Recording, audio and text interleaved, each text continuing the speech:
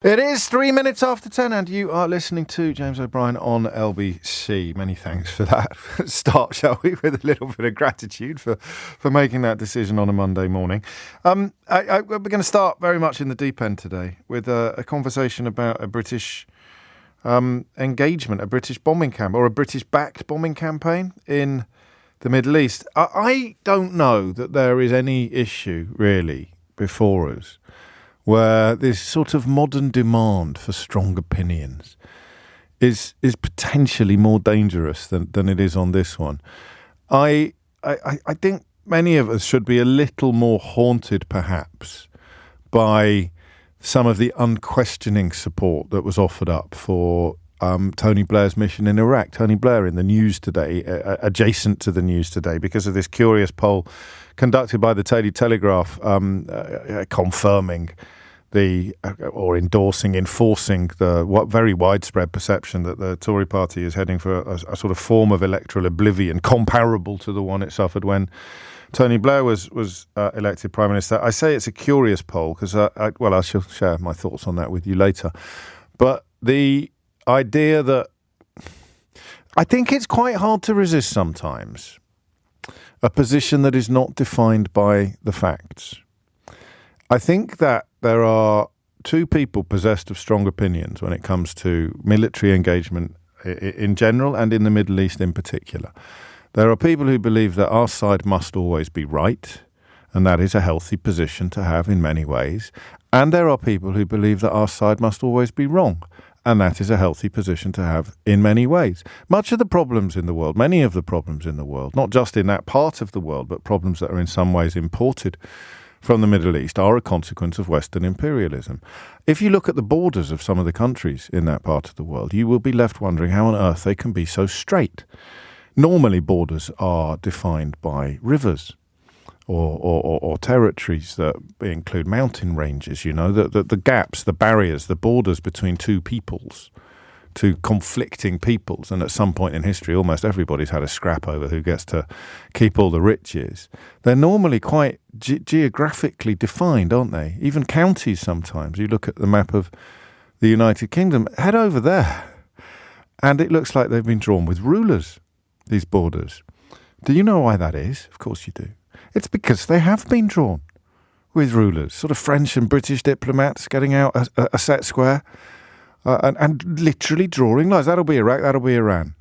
It's not obviously completely true, but I come then to Israel and the 1948 foundation of the modern state of Israel, very much a Western imposition upon Middle Eastern people. And you sort of find yourself wondering whether those who've always argued that every time NATO get involved or every time an American-led mission gets involved, it ends up creating more problems in the long term than it could ever hope to solve in the short term. And that is where you end up sometimes with people who claim to have the best interests of Britain at heart being on the side of the Syrian leader, Assad, or even close to Vladimir Putin's international political ambitions. So you don't need to have a strong opinion. And you should probably have at least some wariness regarding what you think now, according to what you think last time. So Yemen is essentially in a state of civil war, where the government, as it were, is supported by Saudi Arabia, and the rebels are supported by Iran. So it is once again a proxy Shia-Sunni battleground where the West are involved, even as they pretend not to be, because our support militarily and diplomatically for Saudi Arabia, despite the fact that they do things like chop up journalists with bone saws, is well established and incredibly lucrative. The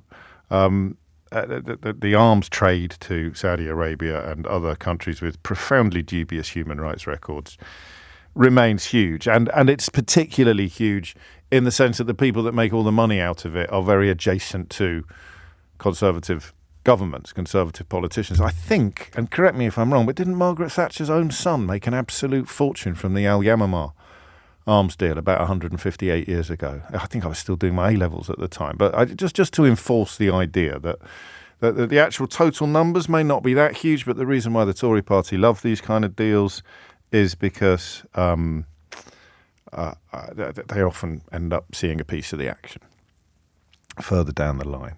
So you don't need to have a strong opinion. But you do find yourself thinking, and listen, I should be a little bit more personal, a little bit more honest about this.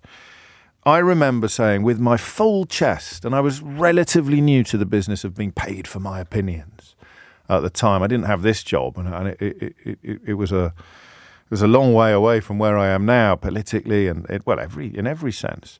But I remember thinking that the case against Saddam Hussein was so obvious because he was a murderous despot. And if you had the opportunity to take out one murderous despot, even if you couldn't take out, if you had 10 murderous despots lined up against the wall, and you got the opportunity to take out one of them, then saying that, well, why aren't you taking out the other 9 is not really an argument. But it kind of is, isn't it? If one of the other 9 is an ally, if one of the other 9, for example, is the King of Saudi Arabia. So all of this is designed to introduce the admission that when I heard on Friday that Rishi Sunak had elected to support a bombing campaign in Yemen without consulting the House of Commons, and there were apparently conversations with the Speaker and with the Leader of the Opposition, I didn't know what to think. The simple fact is that Houthis are launching missiles at, for example, and including American vessels.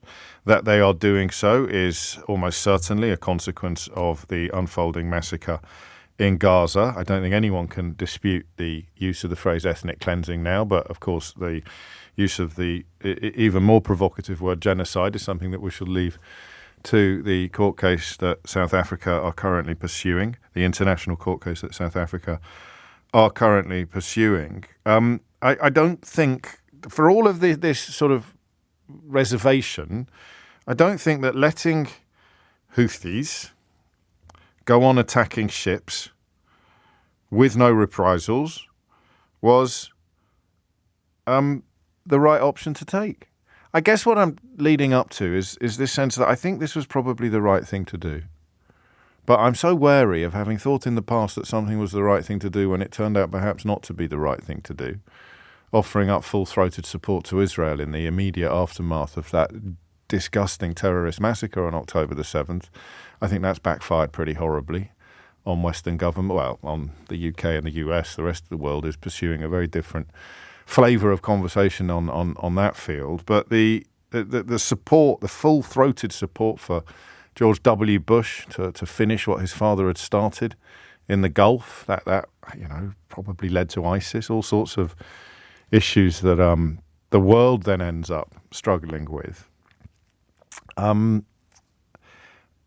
don't think at the moment, and I'm quite wary of saying this out loud, I don't think at the moment any of that makes the current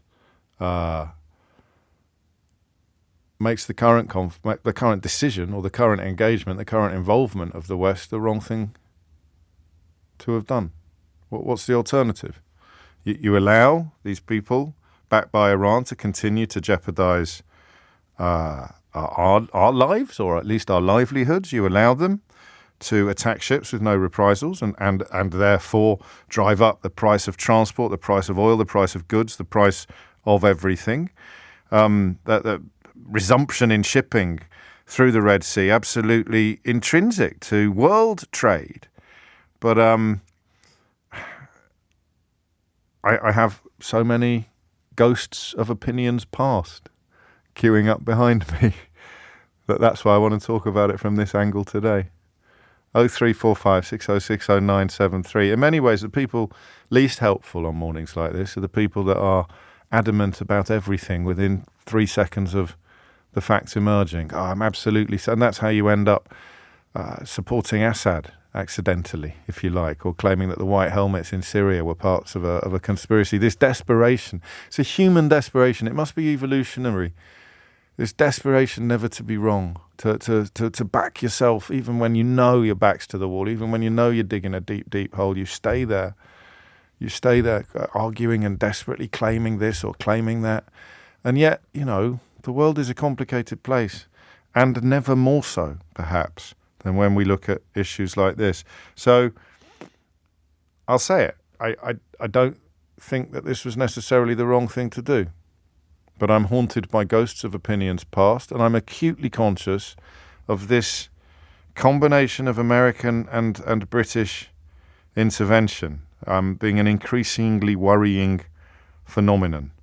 You know, the threat of an escalation in the Middle East seems to me to be as big as it was on Thursday. I don't know that it has increased even more, but that caller Nick had, and the one that he played out at the end of the show there, just before I start babbling, I thought that was really good. This is a civil war, as I've said. It's a civil war between Iranian-backed, you call them terrorists if you prefer. It's always an interesting word, isn't it? Nelson Mandela was a terrorist, according to very senior British politicians, and the British-backed Saudis, or rather the Saudi-backed government in Yemen. Saudi leadership fits most definitions of murderous despot, but they're our friends, so we don't use words like that.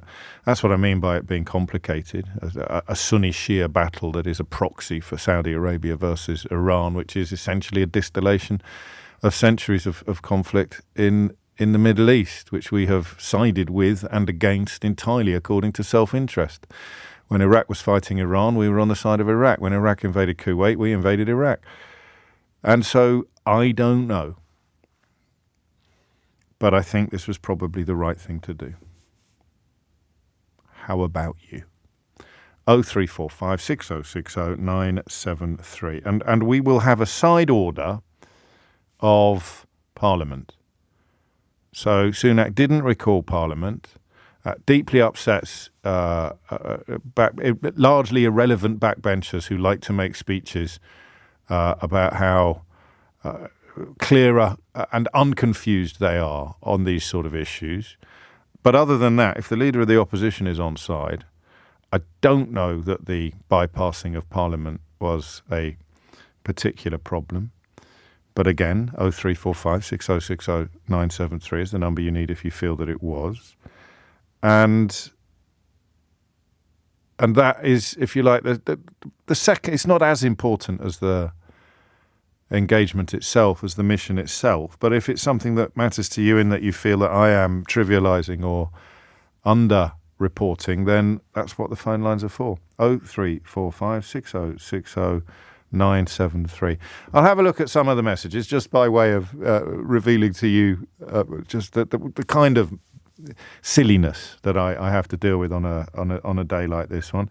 Here's Mark. Be transparent, please. Yemen Saudi is about two types of Muslims fighting each other, Sunni and Shia. Give the correct facts. I don't know how many times you've heard me say that in the last 15 minutes, but Mark has obviously got gristle in his ears. And someone else is very cross with me for not saying that Israel and Saudi Arabia are US-backed. I didn't think, Leon, that anybody needed that pointing out. I said Saudi Arabia was US-backed and British-backed, but when I talk about how the UK and the US seem to be increasingly alone on the issue of the massacre in Gaza, if you need me to explain what that means in words of one syllable, then I'll try to, but you can't really take me to task for not treating my audience as if they're all as thick as you, can you? And that's got things off on a nice friendly footing at 10:17. If this is your own joke, then I'm afraid you're going straight to the top of the class this morning. But if you've pinched it off someone else, then shame on you. It's the first time I've seen it in a tweet from JPC. It says, James, of course Rishi Sunak didn't recall Parliament. It's well known that he doesn't recall anything. And there is a rather splendid clip doing the rounds at the moment of, I think, all three of them. Is it Johnson, Cameron and Sunak in giving evidence in various contexts, saying they can't remember, they don't know. Even Laura Koonsberg gave David Cameron a light toasting at the weekend over the still undisclosed amounts of money he made from that company that I think is still facing investigation in at least two other countries, but which David Cameron was trying to use his influence to secure lucrative deals with the government for during the COVID lockdowns. So what better way than to reward his apparent complicity in at least a form of cronyism than by making him Foreign Secretary. The Foreign Secretary, of course, who is in the chair for the decision to support bombing campaigns in the Yemen, aimed at Houthi fighters, Houthi terrorists who have been launching missiles at ships. And if you struggle to understand why it's important to bring Gaza into this conversation, try this on for size. This is from Dave. Tens of thousands of innocents killed by Israel, by the Israeli army, and we do nothing. Trade interrupted in a shipping lane, and we send in the planes. That's a position I find very worrying. I do too, but it doesn't mean necessarily that sending the planes in is wrong. And another one, which I will read out, and it doesn't go into Idiot's Corner because it's a valid point, and it may well be one that ends up making a mockery of my current position. It's not your children, James, so you crack on. That's a very good point as well. 10:22 is the time. Matt is in St Albans. Matt, what would you like to say? Hiya, yeah, first time caller. God, you pick them, don't you? Yeah, I know. I've been sitting listening to the radio for the last 4 years thinking, when am I going to give them a call? Go on. No, yeah, I've been sitting all weekend and just thinking about this. And I just got more and more angry and just gone through all the sort of thoughts. And I just feel like there's a few points. Obviously, I mean, in my opinion, it's that, the Tory party are very corrupt. And, I don't think it takes, too many points to show that. But I just feel like, you'd hope that they would have, recalled Parliament. Do you? That's important to you, is it? Yeah, I think, considering that we've got currently a Prime Minister that no one actually elected, and then they, and a foreign secretary that nobody voted for. Yeah, and also caused a huge amount of unrest in this country, and then just, went off on his way and just made a load of money. But anyway, that aside, yeah, it sits really bad with me as well, because I feel like we sit here with this sort of moral high ground, and I'm not saying, and I don't mean this to, agree with Russia. But, how are we any different to Putin if we're just going to go and drop bombs without asking anyone? Do you know what I mean? Yes, I do, up to a point. I mean, Putin was the aggressor. Putin is an invader, and I know you know this, but I mean, I need to point out the rather big differences. The question about the moral high ground stands, but, fighting back against a foreign invasion, as they have done in Ukraine, is not to say that what I mean. Though, I do know what you mean. It's the lack of accountability and it's the lack of democratic transparency. But if the leader of the opposition is supportive of the action, then what does recalling Parliament on Friday, giving the Houthis warning of what was coming? That's one of the arguments that's been deployed for not doing it. It's a live and swift situation. What would it really have changed, given that we know there would have been support for it in the unlikely event that it had ever gone to a vote at all? Well, I think it's still about the process, isn't it? Yeah. I think process is important, and I think that we should have at least, even if it had gone through. I was a teenager actually younger than that even, when we started, the Iraq War. Yes. And I didn't have any say in that matter then. No. But I do now, and I just feel like before we decide to sort of get involved with these conflicts, I just think that we should have been consulted, on the whole thing. We should, we had a referendum about Brexit. Yes. Why are we not having a referendum to decide whether or not we want to go to war? Because that's what this is.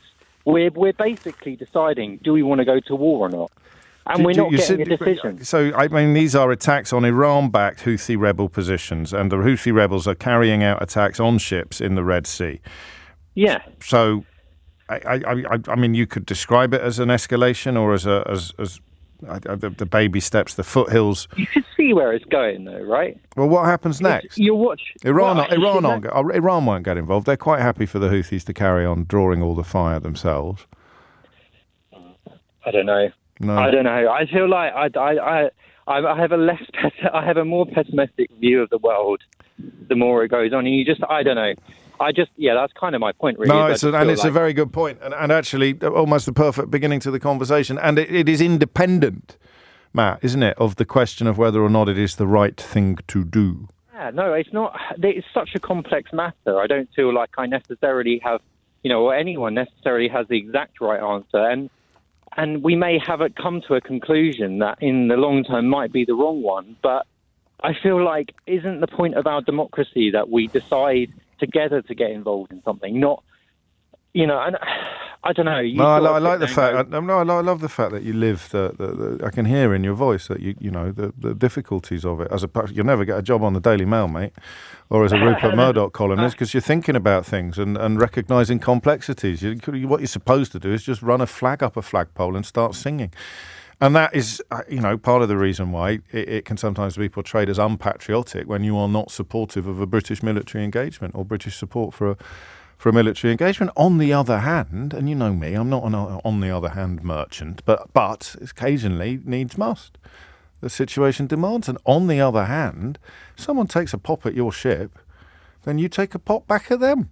That seems a fairly straightforward rule. The difference being, of course, you have the capability to take a pop back. And we can't escape the observation from Dave at the top of the show that well over 20,000 innocents now dead in Gaza, half of them children, and we are still on paper supportive of that campaign. Some Houthi rebels interfere with trade in the Red Sea, and we start dropping bombs on them. I'm not suggesting that is definitely a troubling double standard, but you'd have to work quite hard to persuade me that it's not worthy of mention. 28 after 10 is the time. Lucy's in Kilmarnock. Lucy, what would you like to say? Good morning. Happy Mondays. Yes, great band. What it is, actually, I was just listening to what you had to say. I'm a regular listener, but I've never phoned in before, so bear with me if I hit a stutter. It's just nerves. Of course I will. Of course, take your time.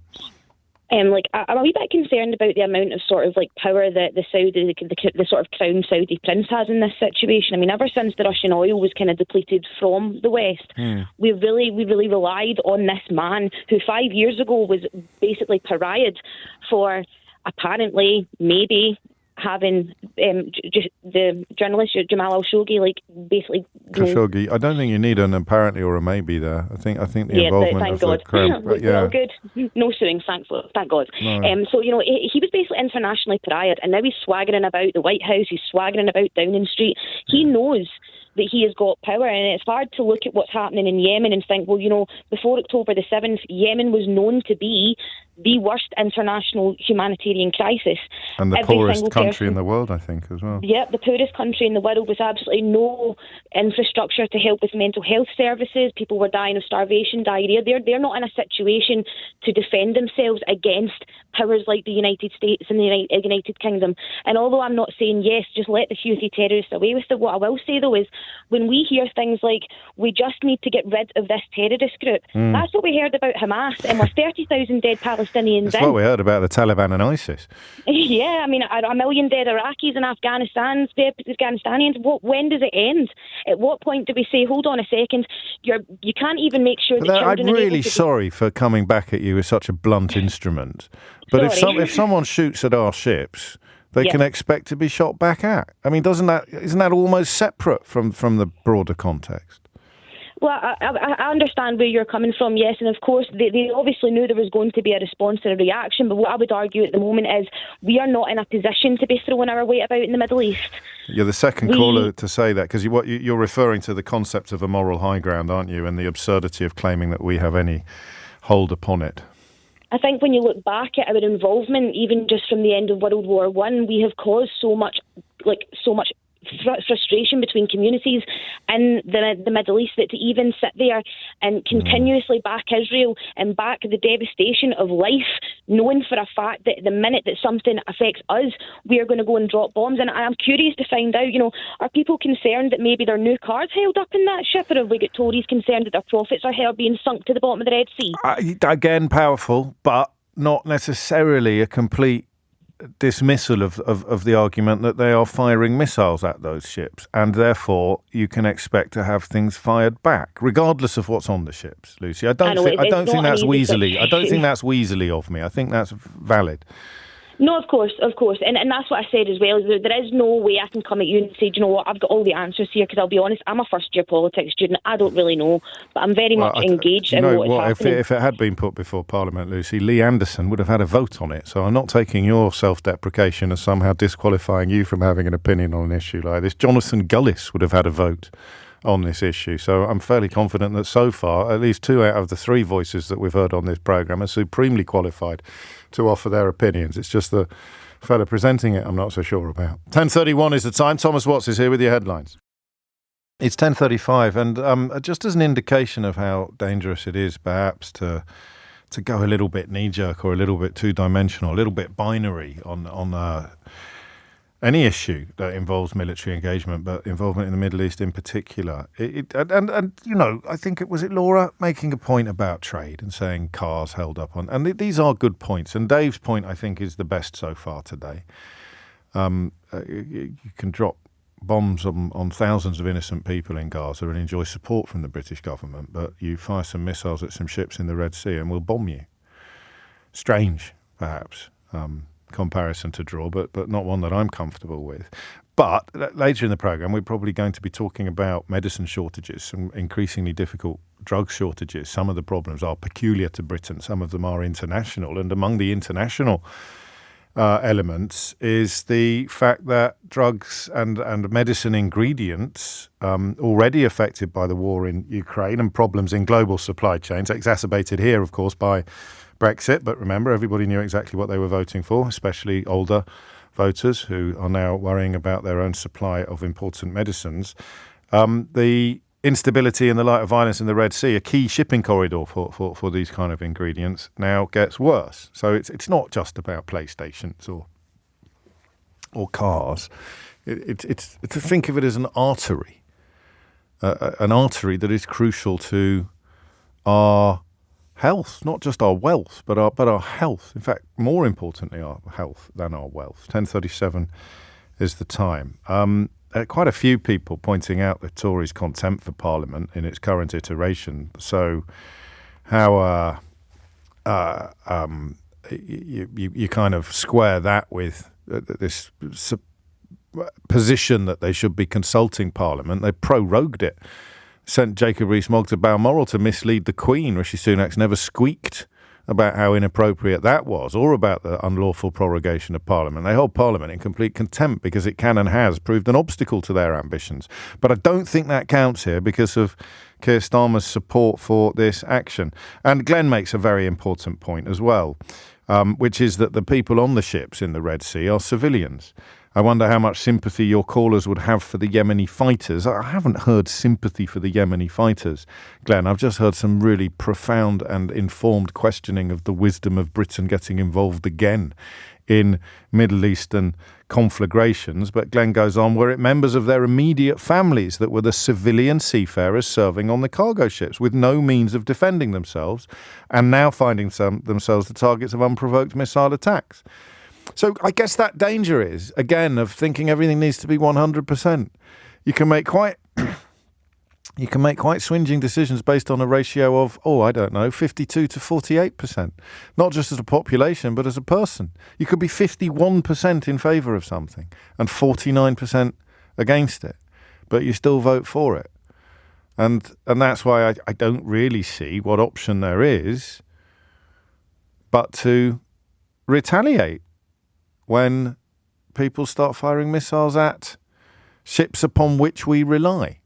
So, again, someone else cross with me for using the word our ships, but you know what I mean. Come on, there's no point being pedantic about these things. Mofis is in Westminster. Mofis, what would you like to say? It's just a comment I'd like to make about David Cameron. Yeah, feel free. During the time he was a Prime Minister, and the way he led things, I had a great deal of respect for him. Did you? Although, yes, okay. I found him a man which I believed honest and had integrity. Yes. Although Brexit went wrong, but that's unfortunate. He did resign after that. When he came back recently as Foreign Secretary, I thought he'll have a clear vision and take things forward in a good way. However, just recently going to Yemen and attacking Houthis, the justification and the way he presented it, that kind of made me think, is he really being honest? Because he mentioned the fact that the Houthis were attacking. The real reason wasn't wasn't the Israel-Palestine conflict. Well, go on. What was it, according to him? Rather, for him, they are trying to raise their profiles. He seemed to clearly know what the Houthis want. And you don't trust him anymore? the reason being, when he had an interview a couple of weeks ago regarding this Israel-Palestine issue, and he was asked that is Israel breaking international law, he dodged that question, and it seemed... okay, so he has certainty in some contexts, but not in others. Yeah, Israel is a friend and an ally, and if you don't know anything about what they're doing and you're supporting them, you're providing arms and stuff as well. Yes. You should know what's happening, and with the enemy, their intent, you seem to know more than you know about your very close friends and allies, and that's what I found very odd, and that's kind of made me lose respect for him. What a cute although I'm not a Tory supporter, or No, I'm more a Labour, but I had respect for him as a leader, but now I don't... There's a glibness there, isn't there? Oh, I'm afraid that's far too complicated. We'll have to let the relevant authorities decide. Well, I don't think that we can go down. But then hop over from Israel to Yemen. Absolutely 100% certain why everybody's doing what they're doing and why they deserve to be bombed as a consequence. It's what you're describing, isn't it? Yes, it's more as a leader, you'd expect him to have a clear vision and everything. He came in knowing what. Yeah. Well, and also, the message is use military. It's not. I mean, you're attacking civilians, albeit that attacking supply chains is a historical mode of war. The message that's being sent is that if you do anything in solidarity with the people of Gaza, we'll bomb you as well. Yeah, what the Houthis were doing, I don't agree with it. No, however, of course you don't. They were deterring. They were acting as a deterrent, so that they can put people going through that area, so that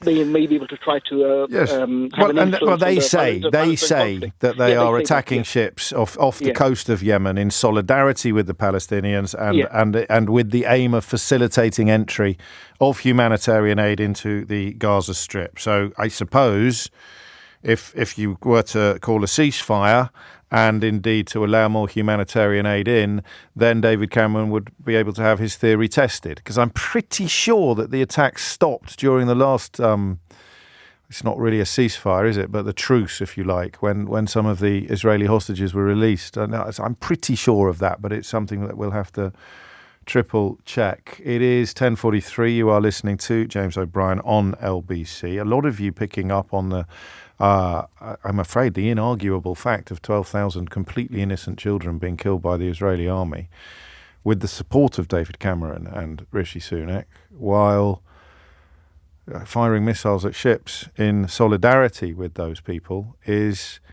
an offence worthy of bombing by David Cameron and Rishi Sunak. I'd listen, the phone lines are always open. If you want to have a crack at unravelling that and explaining why it's completely unfair to make this point or to draw these parallels, then you're not only able to do so, you are you are enthusiastically welcomed to explain why any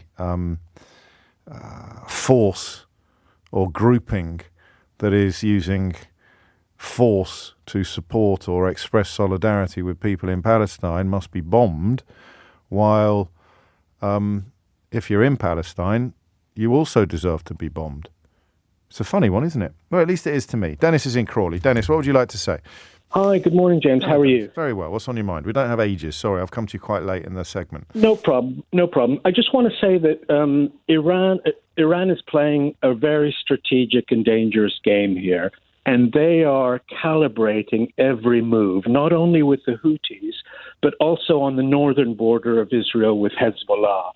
And they want us to become more involved. And my question is, why isn't, for example, Egypt, which controls the Suez Canal, providing support? Why isn't Saudi Arabia providing support?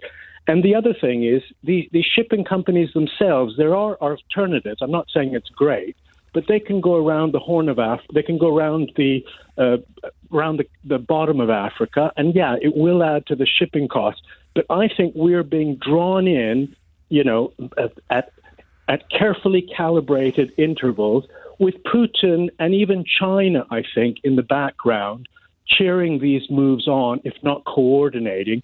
And I think Iran wants us to become involved. No, this is a point made as well as you are making it by Sam Kiley, the author and broadcaster who's been covering the Middle East for 30 years in the newspaper today.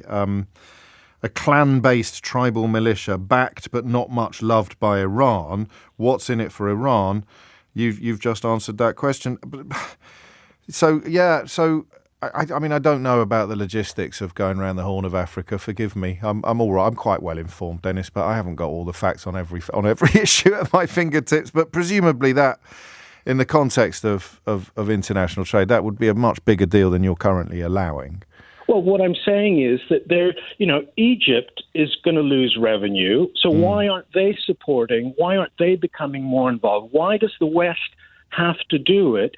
And I think Rishi Sunak... I mean, we've got all the weapons. Well, no, we're giving them weapons. Saudi Arabia has lots of weapons. Well, Saudi Arabia's been bombing Yemen for years. Well, why should we become more involved? And because they're taking pot shots at American ships now. Well, then the ship companies should have people. You can't have private militias. What do you think this is? The East India Trade Company? They did. Have you seen the movie with Tom Hanks? They had people on there. Why should our But they don't have the capability of launching attacks on upon the mainland. They're there to repel potential pirates and boarders. I'm also, having started brilliantly, Dennis, I'm also wary of a conversation about Middle Eastern geopolitics that contains the phrase, have you seen the movie with Tom Hanks? Well, I'm just using that as an example. I'm just saying that there are other I know you are, but you know and I know that there's a difference between a bodyguard and an attack dog.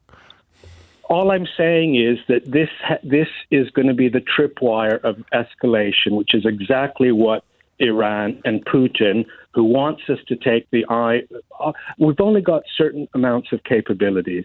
And with Ukraine bubbling in the background, this is what they want. This is the trap that is being laid for the West. And I'm just saying that... And it would appear that we have walked into it, although that would depend upon what Iran does in response, and also in the newspaper, which I find increasingly to be my first port of call at times like this. Their chief foreign commentator, Michael Day, writes of the unlikelihood of, one of them does, either Michael or Sam Kiley, the unlikelihood of if Iran do have a master plan, as you have described, the unlikelihood of it actually working. But who knows? And that's the problem, isn't it? You sort of trust Rishi Sunak to have considered all the facts, to have considered all the elements and acted in the best interest of the United Kingdom. I suppose the nicest thing I could say in response to that is, well, I suppose there's a first time for everything.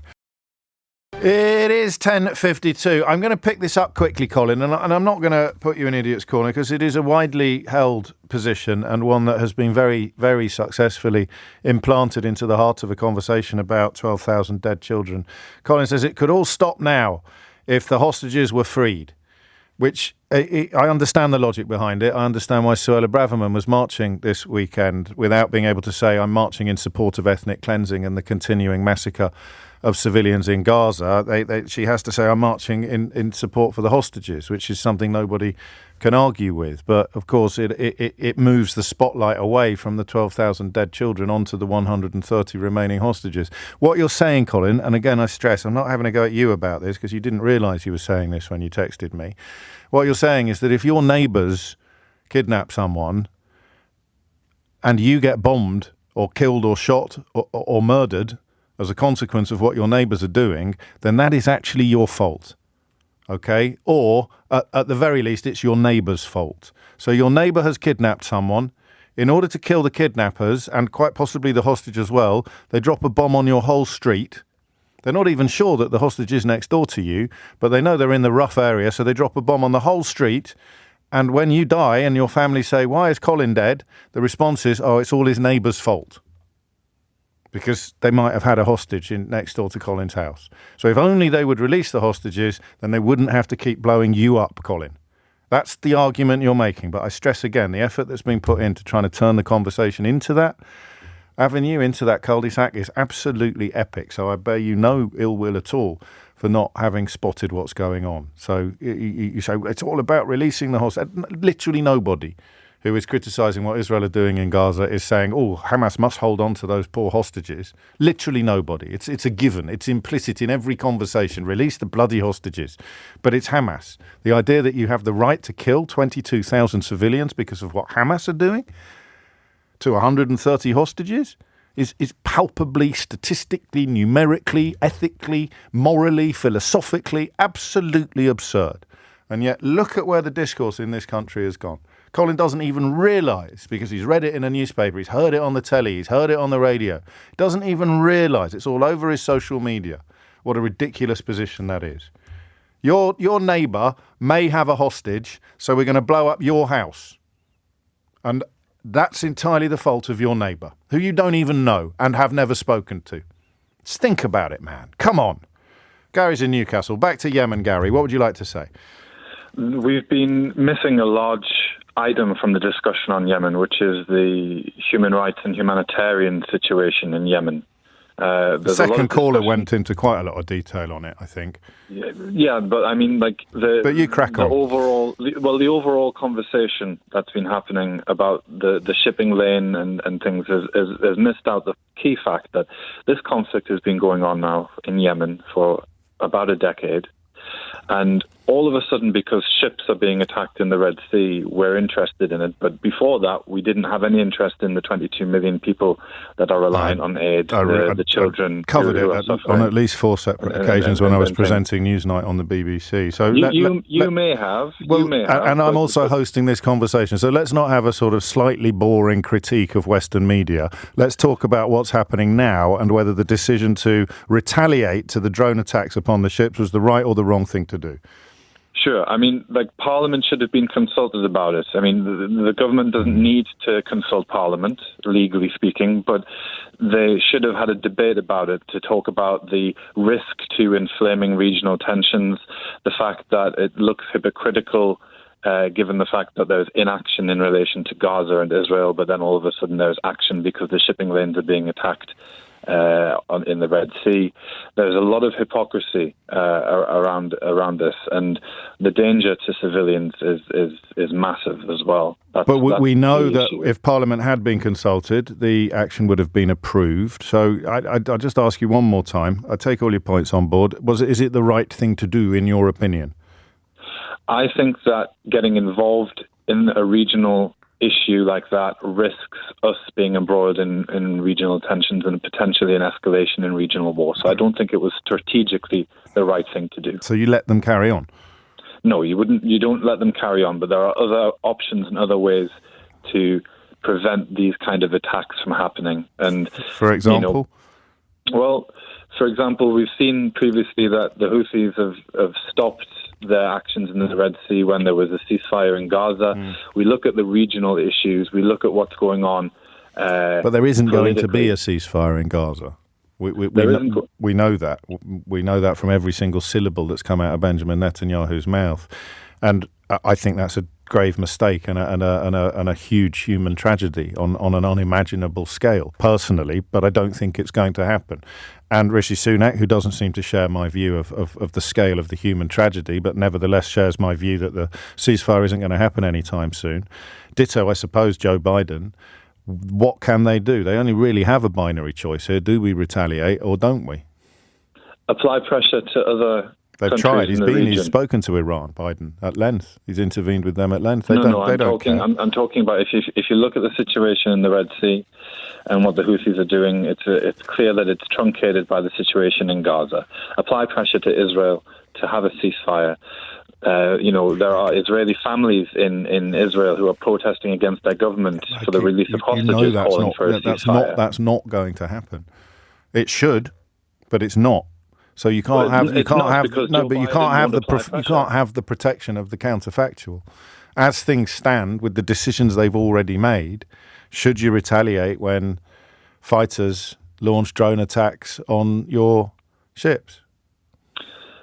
If the retaliation is targeted against weapons bases and designed to stop the Houthis, which I think it was. Discreet is the word they use, and it makes you wonder why we can't have discreet attacks in Gaza, doesn't it? Discrete. Thank you, Gary. I fell into my own trap there of defending my own position, defending my own opinion, whereas, of course, as Gary reminds us, there's a heck of a lot of stuff going on that you won't even have taken into account while forming your own opinion on this. So, we'll come back to it, but the idea of the world being imperiled as a consequence of this, the alternative shipping route that one caller referred to, essentially it would involve ships leaving Taiwan and going right around the bottom of the Cape of Good Hope and then coming round through the South Atlantic Ocean into the North Atlantic Ocean and docking in the UK.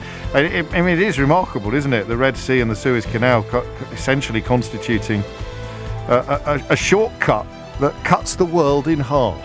I just find stuff like that absolutely bonkers. Probably going to get a little bit more into domestic politics after this. 3 minutes after 11. Okay, I don't know. We should probably just have something on record for this bit of the programme where I pontificate on the... Well, no, I don't. I sort of wonder out loud what we can do to break the stranglehold that print media has upon the rest of public discourse. I don't know. I try, but sometimes it fails. Well, maybe it never actually fails. I don't want to tempt fate. But we shouldn't still be having conversations based upon what's in the newspapers, particularly when with right-wing newspapers, a lot of what's in them is bought and paid for by dodgy so-called think tanks or polling that has been paid for by the same people that secretly fund the dodgy so-called think tanks. And then I've written a book about how awful it is, but even I have no choice but to follow the agenda that they're trying to set, even if I dedicate myself to trying to sort of shine a light on it or blow it up. Think of us as a little drone in the context of that conversation. Speaking of recordings, this is all backfired a bit. We've got 21 entries for Smear Keir, and counting. So I don't even know if we're ever going to be able to hear all of the ones that we've already got. Keith, have you got them all there? So you don't even know what Smear Keir is, do you? A mild example of Smear Keir this morning would have all of the right-wing newspapers and therefore the BBC, which, bless it, can't help following their lead when the voices are so loud, trying to turn the situation in Yemen into a criticism of Keir Starmer, who I think, and you can correct me if I'm wrong about this, has been pretty clear on the deployment of British troops on foreign soil will always, under a Keir Starmer government, involve a vote in Parliament. The same does not apply to bombing strikes or support for bombing strikes. But the headlines, alongside the story of what's actually happening, involve things like Starmer denies flip-flopping or Starmer denies changing mind. And so the whole narrative, you can see what they're doing, is already dedicated to trying to attack him for things that are not really worthy of attack. It began when it emerged that he'd bought a field next to his parents' house so that his late mother could look after distressed donkeys. And when she subsequently became disabled and immobile, one of her great joys was to look out of the window at the donkeys in the field. Keir Starmer bought that field. Therefore, you cannot trust him to be Prime Minister. That was the position adopted by the Mail on Sunday a long time ago. It was followed by 13 front pages about a perfectly innocuous curry that he had while Boris Johnson was breaking laws like it was going out of fashion, lying about it, and then lying about it. So that again was an example of Smear Keir. So we've got a recurring feature called Smear Keir, and for reasons that I don't understand, LBC, my capital is so low that I can never get proper production or official sort of stabs and jingles or 20th birthday celebrations, 20th anniversary celebrations on the pro. I need nothing like that. Just no, I'm too small. I know what you're thinking, but you've got the biggest audience. I know, you'd think it mattered. Hey ho, but apparently size isn't everything. So we've launched Smear Keir, but without a jingle, without a stab. And we've now got 21 to choose from. And I don't know what to do because I can't play out 21 things. And if I play them out at different times on different days, no one will hear all of them. Well, all right, you will. But a lot of people don't tune in for 3 hours a day and listen very, very. So I don't know what to do. Do you know what I am yet again? Yeah? I'm a victim of my own success. Again. Smear Keir is so popular now that we may never ever be able to hear all of the jingles that have been submitted for consideration for becoming the official Smear Keir jingle. But you leave that with me. You leave that with me. That's why I'll take care. I'll take care of that.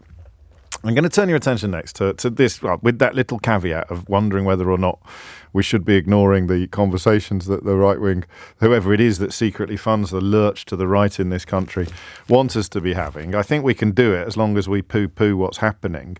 Who exactly, the rather splendid Politico playbook asked this morning, paid for this poll? We don't know. The Telegraph reports that it was commissioned by a group of Tory donors called the Conservative Britain Alliance, working with David Frost. You remember him, the fellow that negotiated the withdrawal agreement, got a peerage for it, and then insisted before the ink was dry that it was absolutely awful and we should abandon it immediately. He now gets paid to write columns for the Daily Telegraph, despite having been proven wrong about almost everything. The thing is, if you're secretly funding a lurch to the right because you think it will allow you to become even richer than you are already, you'll sign up anybody. It doesn't matter whether their IQ is in single figures or double. They're great for you. Very hard to find anyone with their IQ in triple figures.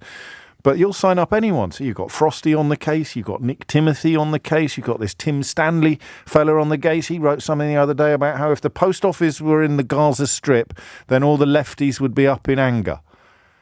At least I think he did. I haven't got the time or the energy to check whether the headlines that I see popping up on my social media are real or are generated as satire. So that's where the Telegraph sits now, both simultaneously down a sewer and slightly to the right of the average far-right political position. The comment pages are one of the most wonderful things you could hope to encounter. If you like a laugh, turn to the comment pages of the Daily Telegraph every day. You get lines like, Liz Truss's budget is the very best of my lifetime. All sorts. Anyway, I digress. They've published the poll. Playbook had a look at Conservative Britain Alliance shortly after the poll published by the Telegraph today and paid for by the Conservative Britain Alliance hit the newsstands. Guess what they found when they looked for references to the Conservative Britain Alliance, this new grouping allied to David Frost that has commissioned polling for the Daily Telegraph designed to provide front pages warning against the 1997-style wipeout. Go on, have a guess. All right, I'll give you a clue. They only found one reference on the whole of the internet to the Conservative Britain Alliance. Guess where it was? Yeah, it was in the article that's on the front page of today's Telegraph. The first and so far only time that the Conservative Britain Alliance has appeared anywhere in the UK media is as the secret funders of a poll designed to provide a Daily Telegraph front page warning against a massive wipeout for the Tories. So why are they doing it? I think the answer is pretty obvious.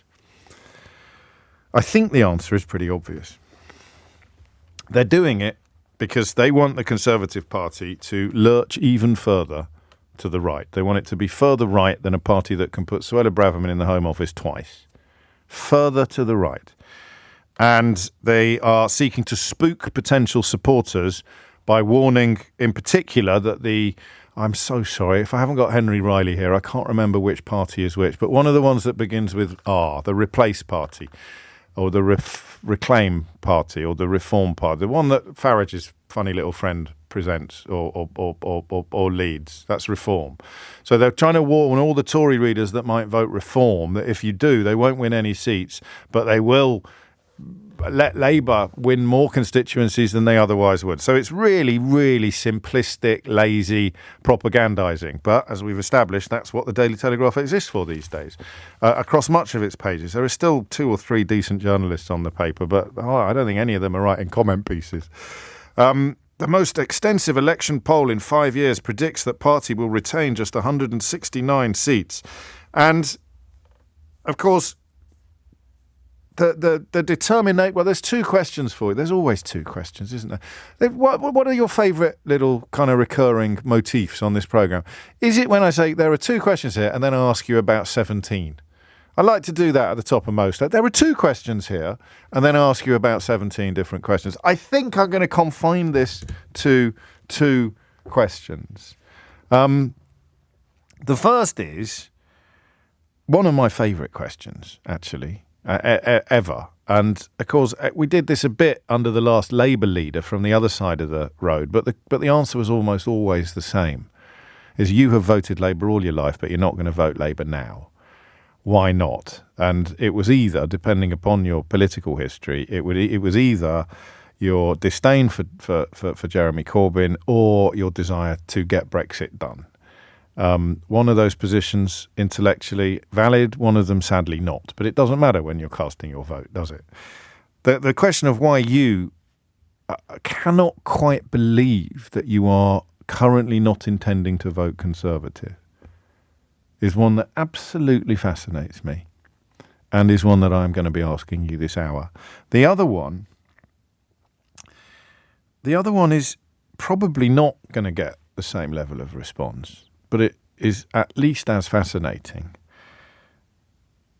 And you don't have to have read How They Broke Britain to be across the completely successful, it's not even an annexation, it's an occupation of huge swathes of the right-wing media by the unaccountable secret wealth that funds think tanks and and places stories and commissions polls. You don't even know their names.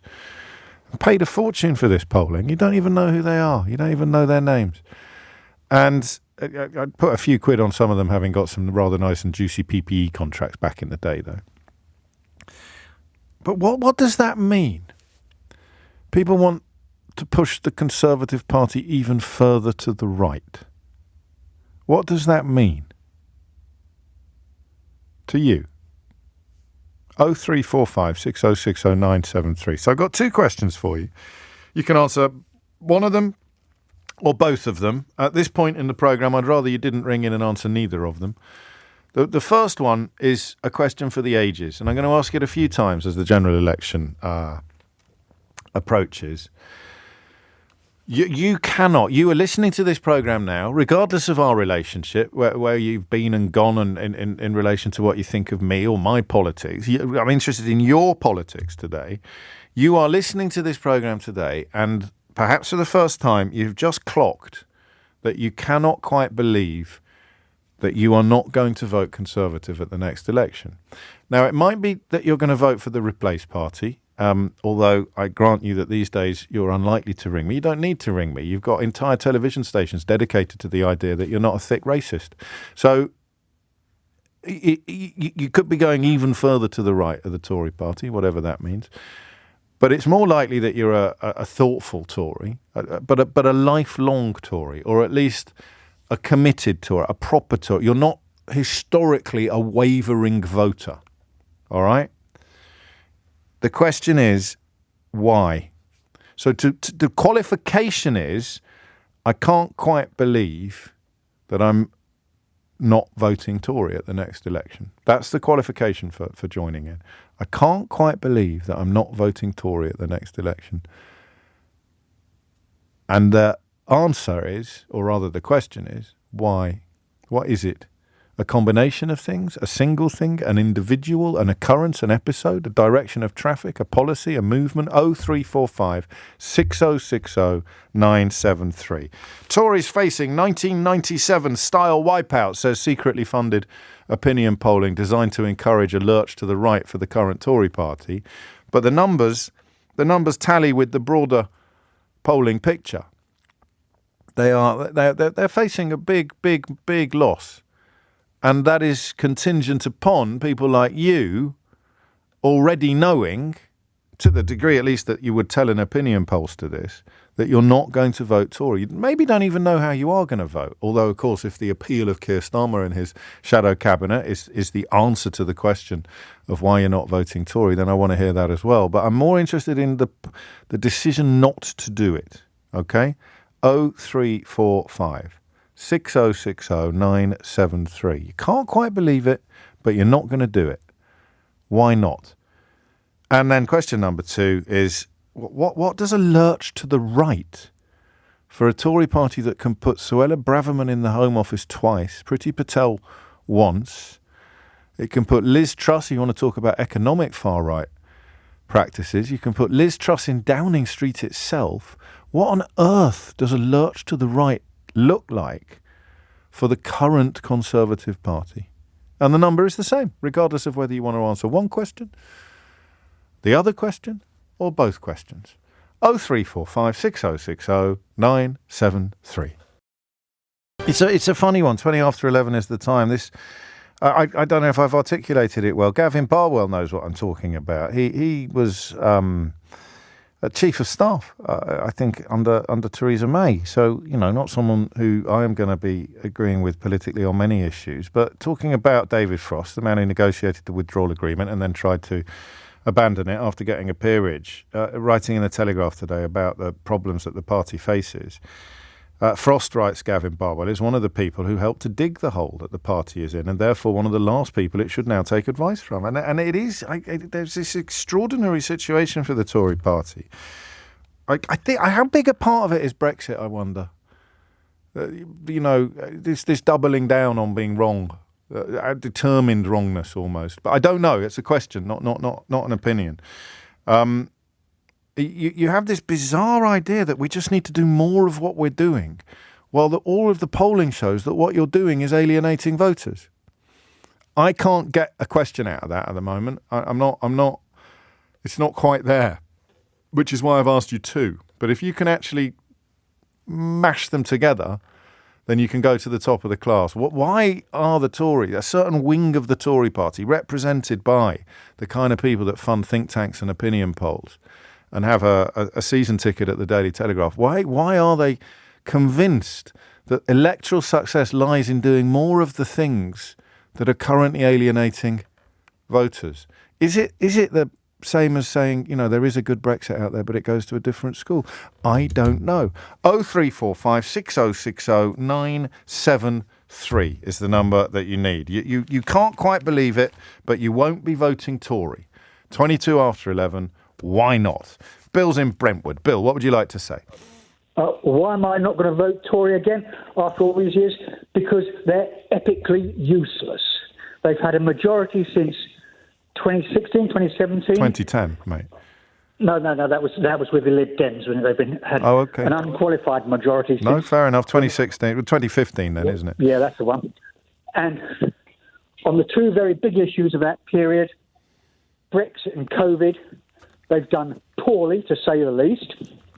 On the two subsequent issues, less important issues, the economy and immigration, they've also failed. And on the economy, which is supposed to be their trademark thingy, well, to fail on that, how dismal is that when that's the thing you've been banging on for years about, that you're so good at running the economy? Yeah. So, yeah, hopeless. Even worse than John Major's government, which... So can well, you voted for him as well. You didn't stop voting Tory after. I did. I know. Yeah. But that...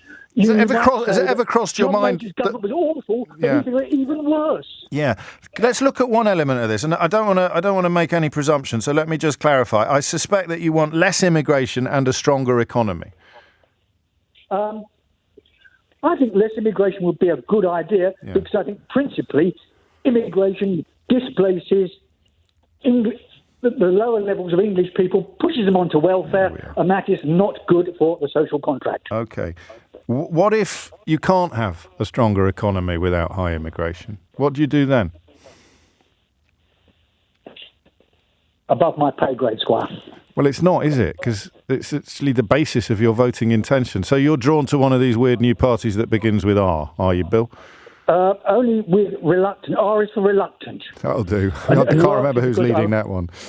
I would quite like to see the Conservatives get the Canadian 1995 treatment of going down from 165 to 2. Serve them right is all I would say. But you see, your opinions are very strong.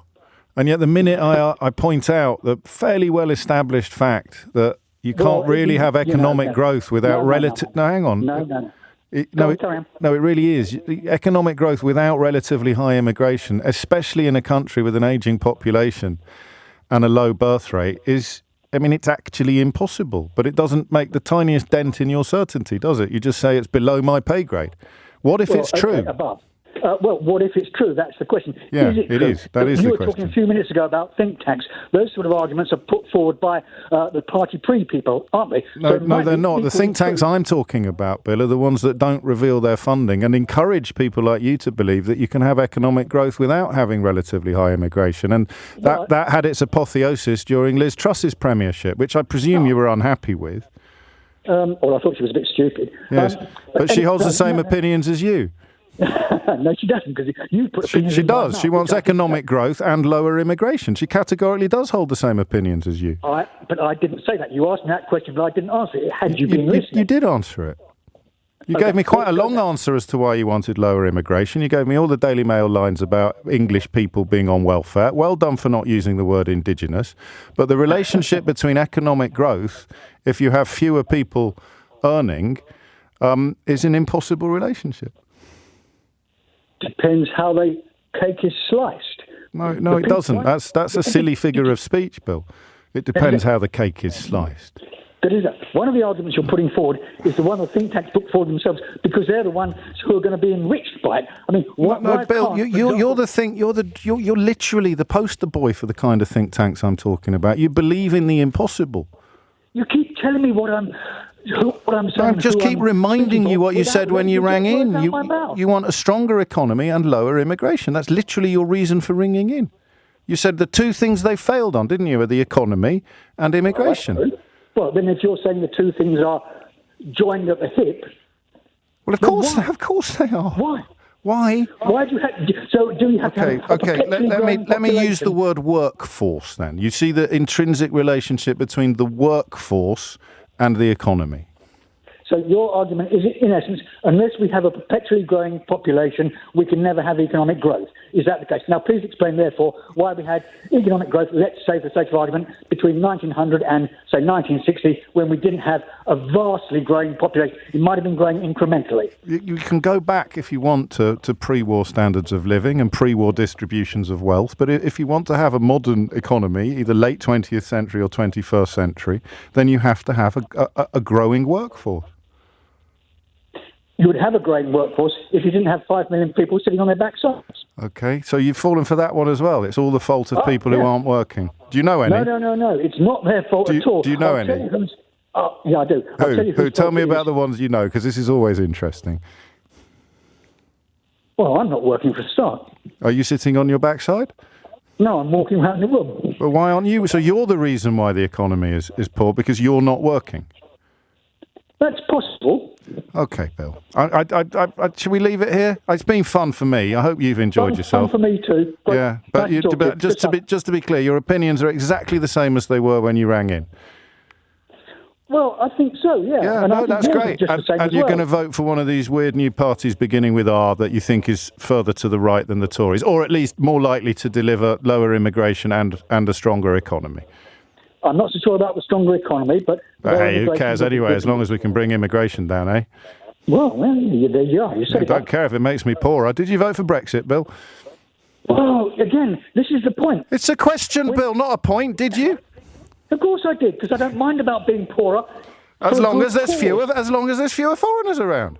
Am I right? Oh, don't be dopey. Do you think look at the Scots Nats? They're quite happy to vote to be poorer for independence. No one criticises them. No, they dispute completely the idea that they would be poorer, but now you know you are.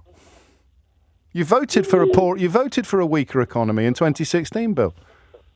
We can vote for the national good rather than the personal good. You voted for a weaker economy. That's not to the national good.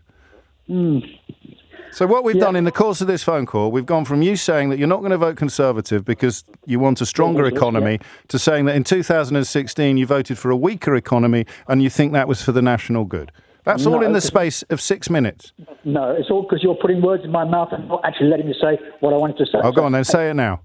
No, let's say goodbye. No, say it now, quick. Don't go, quick, say it. Good Lord. Quite nostalgic for the days when people like that rang in on a rather more regular basis. But to be fair to Bill, I suppose you can see why they don't. I want a stronger economy. What did you vote for in 2016? A weaker economy. Stop putting words in my mouth, mate. Have the floor. Say what you want.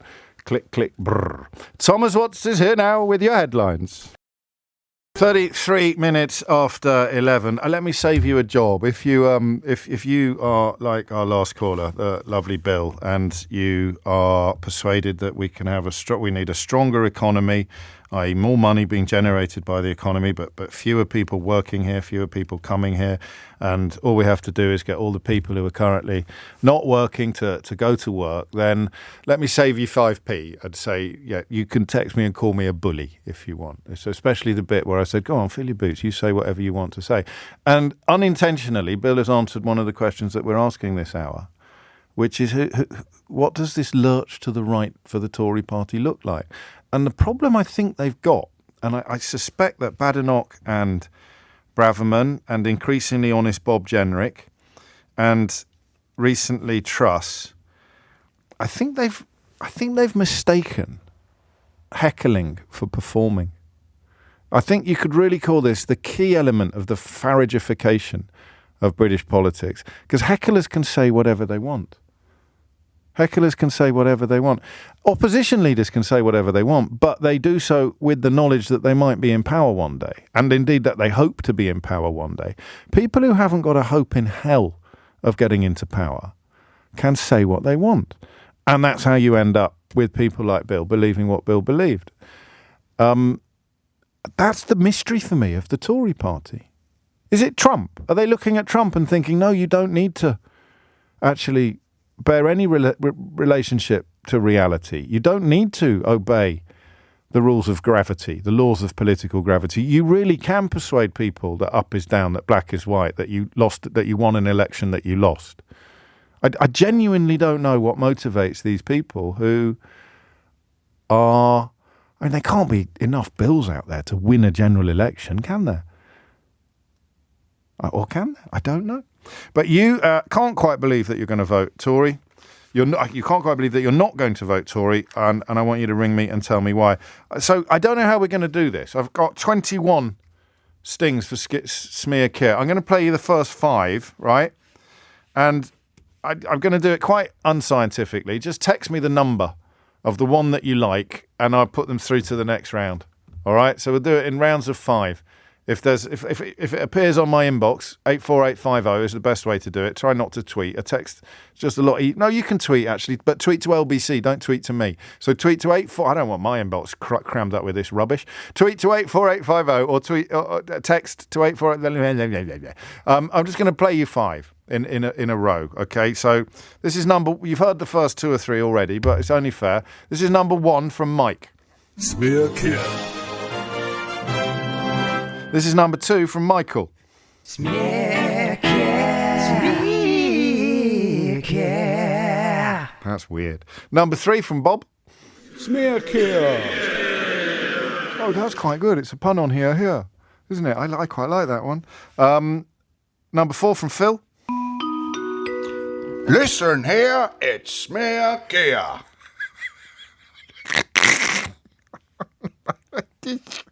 There's 21 of these. What have we done? Number 5 from Peter. I've got an idea. Smear Keir.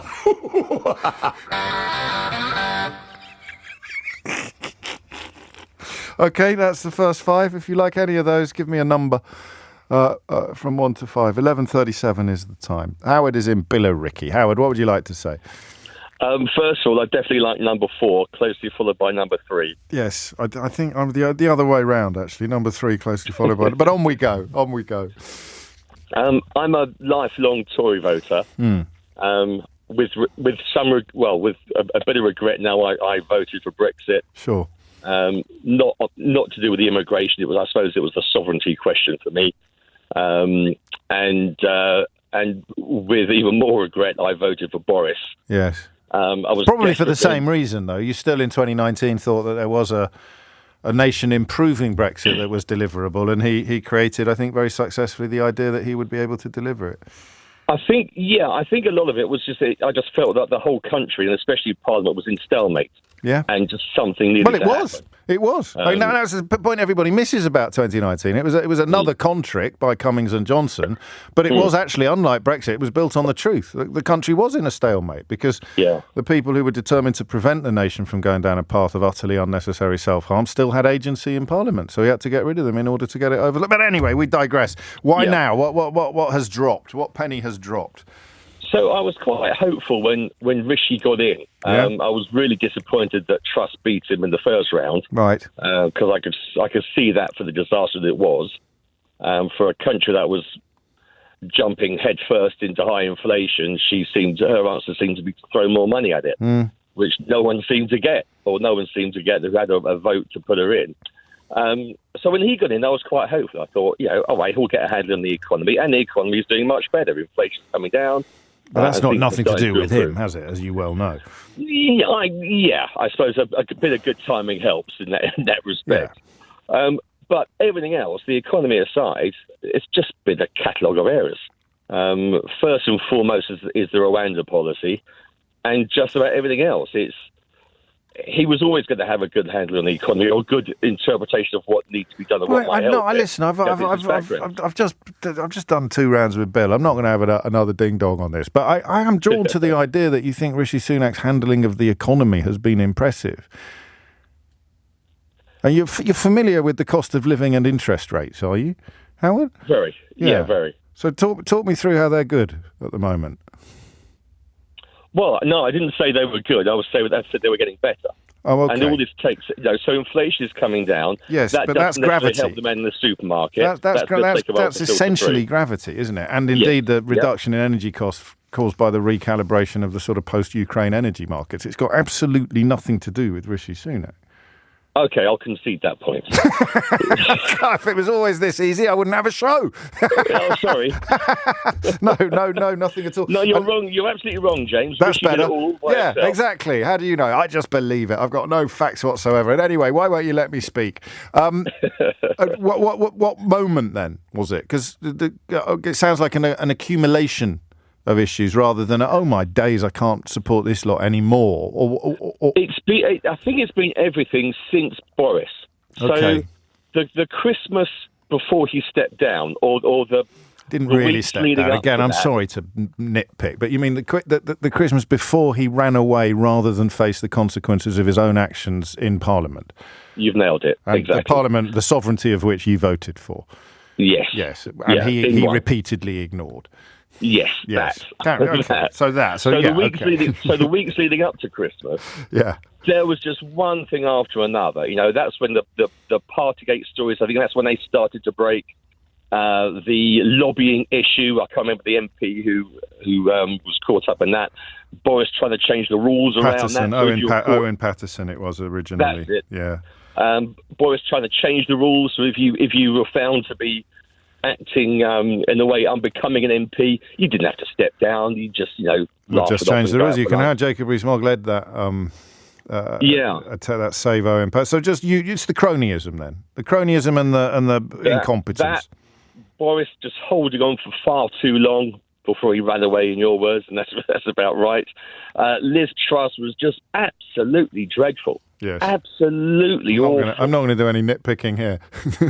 And it hasn't really got any better. I think they've just been in for power too long. But what's interesting about you is for you, it was still all to play for when Sunak got the job. Your vote was still in play when Sunak got the job. Yeah, because I thought... So how's he fluffed it up then? Well, because nothing's really changed. No. And the Rwanda thing, you did mention the Rwanda thing, because you find it ridiculous and or unpleasant.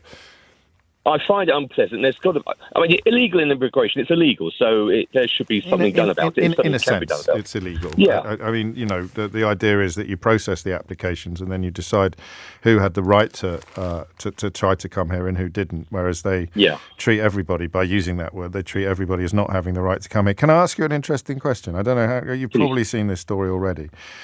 From which African country, I'm doing this in the style of a Christmas quiz, Howard, so I hope you've got your pen and pencil ready. From which African country, heavily featured in the news in 2023, did the United Kingdom accept 6 asylum applications from in 2022? I'm guessing the answer is Rwanda. Yes, top of the class to Howard. Thank you very much. Yes, like that perfectly safe country of Rwanda, from which in 2022 this government accepted 6 asylum applications. The British government has accepted 6 people from Rwanda since it signed its controversial deportation agreement with the African country in 2022. Things you won't be reading in the Daily Mail, well, things you won't be hearing certain characters get very exercised about. Chapter 564. Thank you, Howard. Number 3, clear winner, yeah, on the first round. Number 3, clear winners. Everybody got that? Are we agreed? Number 3, a clear winner? Yep, well done. That was Bob. I liked that one as well. It wasn't really a jingle, though. But they're stabs anyway, aren't they? They're not jingle. They don't have to be musical. But number 3 was quite... Did you like number 3? I like number 3. It's coming up to 11:45. Jeremy and Wigginton will be up first after this. It's 11:48. You're listening to James O'Brien on LBC. Do you think we should do them all today? Do you think we should do all 21 today? Because then people can at least... Oh, we'll wait and see. Anyway, I'm not doing any more for a while. Jeremy's in Wigginton. Jeremy, what would you like to say? Well, it's interesting because I'm going through this kind of twice because I'm obviously from America originally, but voted Conservative ever since I came over here. Sure. And, and you can draw some similarities like you do sometimes, but... Not many, though, I hope. Well, not a whole lot. No. But I think partly you can draw similarities to the second question you asked about why they're lurching to the right. Yes, go on. But it's because I think in most cases they kind of base it on how to do the least damage as far as the Conservatives go over here because they know they're going to lose. Yeah. And they think, somebody obviously thinks, that they can hopefully hold on to a few more seats by doing this. So they've lost the middle, as it were. Yes. Yeah, the centre cannot gone. Hold, and therefore they need to either grab the people who've been seduced by other parties, largely beginning with R, or they need to motivate people who are minded not to vote at all. And they think that constituency of people is the one that wants the sort of messages that they're offering up about Rwanda and the rest of it. Yes. Okay. Because, some people don't pay that close attention, and they only get a few bits and bobs here. They hear a couple of things that they don't necessarily hate without much of detail in it, and they go that way. So I think that's why the Conservatives are doing that over here. They kind of lost me a while back. Go on. I voted, up until 2019, I voted Conservative. I voted for David Gauck in 2019 because he ran as an independent. Yeah. But I was kind of always still holding out hope that maybe somebody with, some sense might come along and say something. And then it became increasingly apparent that every time anybody with any sense came along and said anything, they were told to be quiet. And well, worse, they were chucked out. Well, or chucked out of the party, like you say, that kind of thing. So I just kind of I gave up. So I'm not saying I would never vote Conservative again, but they're going to have to go through one heck of an identity change before I'll ever consider it. And like I said, I'm kind of going through the same thing back home as well. Yeah, I'm much worse, I presume, back home. That's a sort of... I mean, we're a long way from anybody supportive of Rishi Sunak saying this country needs a dictator. And Rishi Sunak... I mean, Trump started saying it out loud, hasn't he? Warnings that democracy itself are under threat. He's not doing much to challenge them, is he? Well, or even refute them. Some of that is hyperbolic. I don't think we said that last time. We said that about the voting machines. We said that about the losing the election. We said that about January the 6th. I mean, when do we stop saying that? Well, personally, I don't think he's going to get the nomination. Do you not? No, I don't. I think, he might win the primary, but I think when it comes down to it, I just don't see it happening. And secondly, I don't think he can win.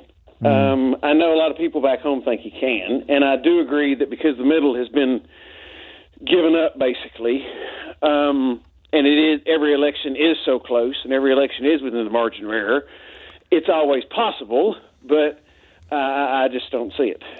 No, well, I hope you're right, but I don't know what the answer is to guarding against that gut reaction or safety blanket of saying it's hyperbolic to fear this, when every single previous time when that word has been used about Donald Trump, it turned out not to be. In a couple of sentences, Jeremy, the direction of traffic in terms of policy that the Tories have taken that you object to.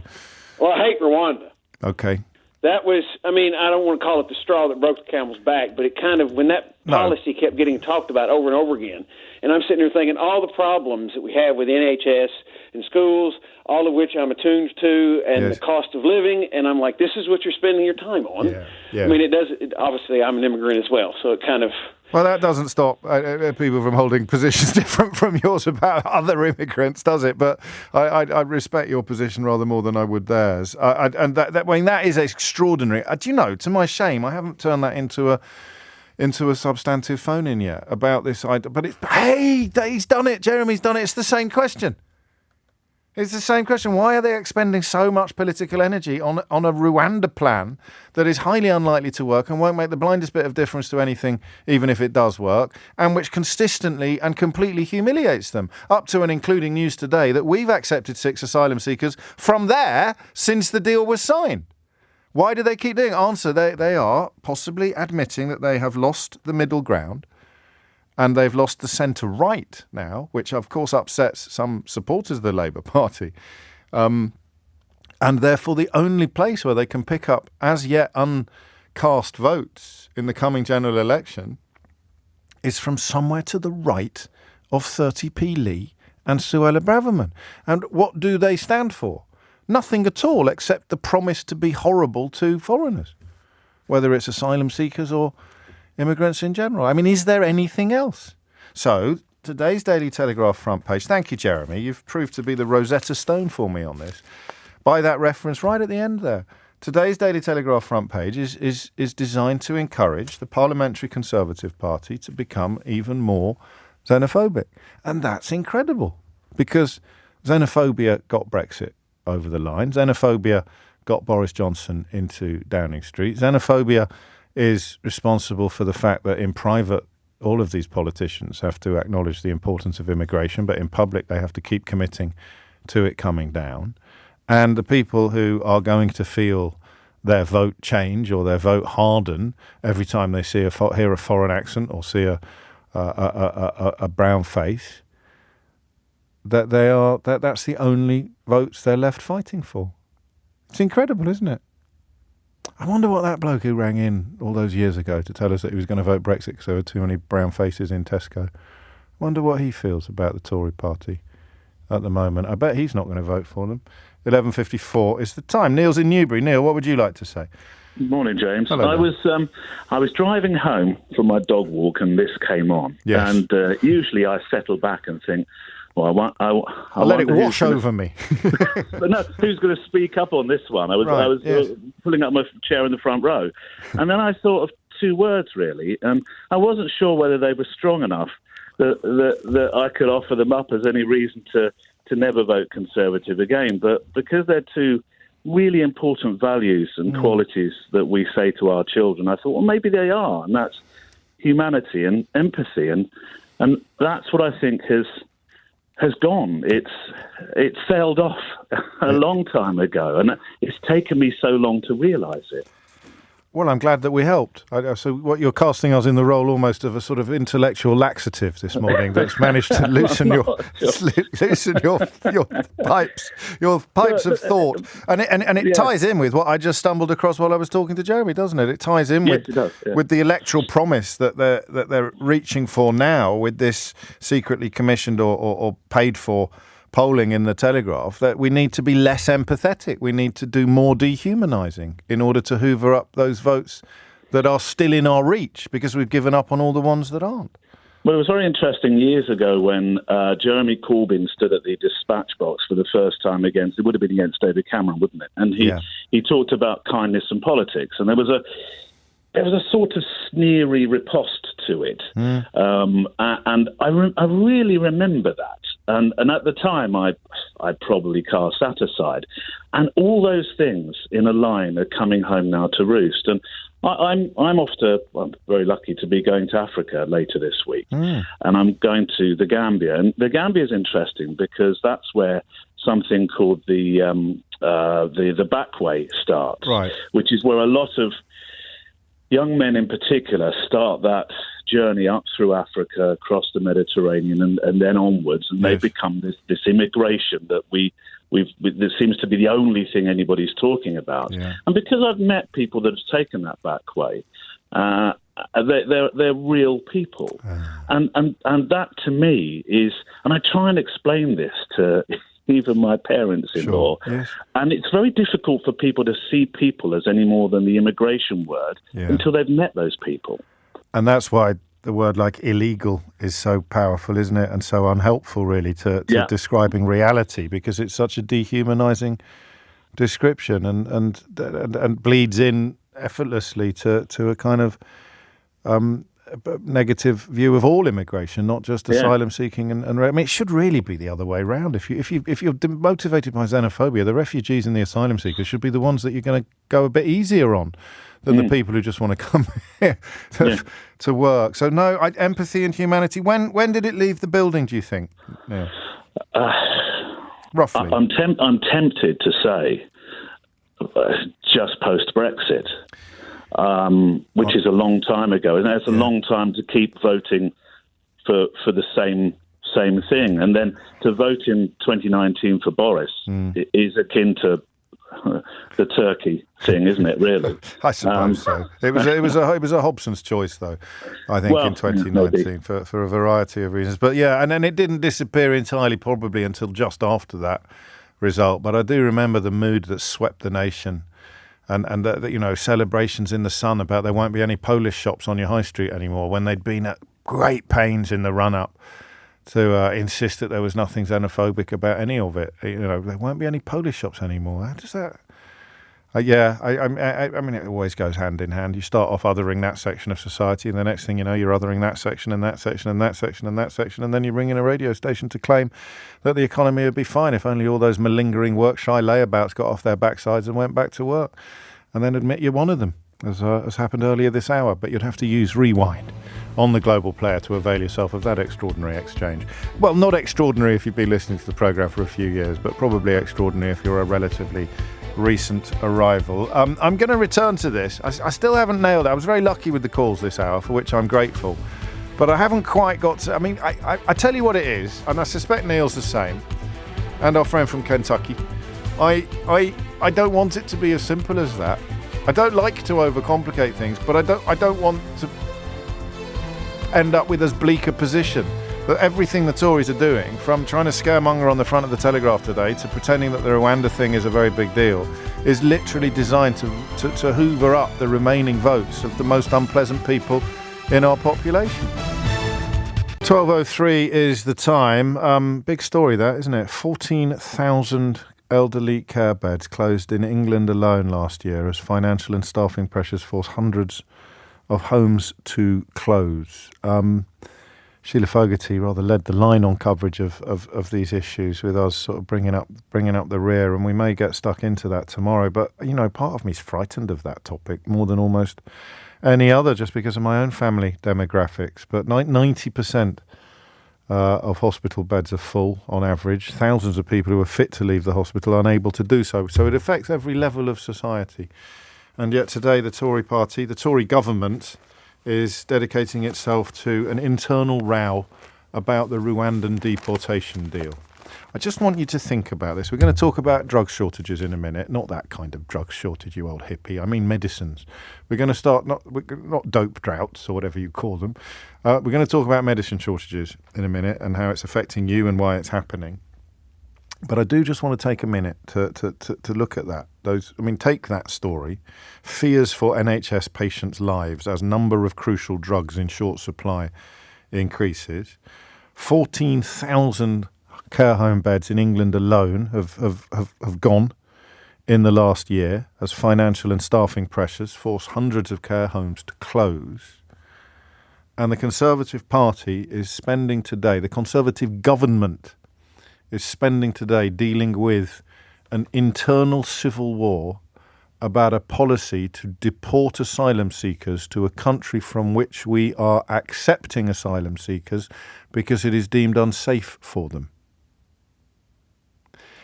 And some of the biggest idiots in that conversation are insisting that we withdraw from the European Convention on Human Rights, despite the fact that the president of Rwanda, I beg your pardon, I think the foreign minister, but a senior member of the Rwandan government has made it clear that membership of the European Convention on Human Rights is a crucial part of any deal. So I don't know whether these people just don't know the facts because they are, if you like, their brains have been boiled by their bigotries, or whether they know the facts and don't care because they're trying to appeal to people that we identified in the last hour. So we want to deport lots of... So we're never going to deport people, but the louder we make the promise that we are... So how can you be having a conversation about withdrawing from the European Convention on Human Rights when the the country to which you want to deport asylum seekers forever has said that we won't take anyone if you do that. And yet still these weirdos are jumping up and down calling for it. It's actually insane. And I guess if everything was plain sailing domestically and economically, you'd think, oh, get on with it. You might even enjoy the circular firing squad that is taking up arms at the moment. But just those two stories there. Care homes closing at a rate of knots, causing untold damage to the NHS and families up and down the land, and fears for NHS patients' lives as numbers of crucial drugs in short supply increases. Just knit those 4-5 stories together. The care homes, the drugs, the fact that we've taken 6 asylum seekers from Rwanda because it's unsafe, the fact that Rishi Sunak is dedicated to passing legislation that pretends it's safe, even as 6 people are coming here because it's not, the Foreign Minister insisting that we won't take anyone if we withdraw from the European Convention on Human Rights, and various Tories giving interviews and touring studios explaining that we need to leave the European Convention on Human Rights, which would, of course, have a deleterious impact upon the Good Friday. In fact, it's unsustainable in the context of Northern Ireland. And also, I think we'd have to pull out of the European Council immediately, which would put us on pretty much the same moral, ethical and legal footing as Belarus and Russia. But on we crack, talking about that instead of about this. Well, not today. Today we are going to talk about the remarkable shortage of drugs, or the burgeoning shortage. I don't want to say remarkable. I tell you what, I don't want to frighten anybody. I have a memory, I've told you this quite a few times, I think, of... if I say something, promise not to think less of me, but I didn't used to think very deeply about the impact that the programme has. I used to sort of do it in a very... I didn't have tabloid-style opinions. I'd still be on the side of empathy and humanity, but I didn't really think about how it could land in my very early days. And it was one email that made me stop. It's often an email rather than a call. Sometimes it's a call, but sometimes the emails land differently, or the texts, or the tweets, or whatever it may be.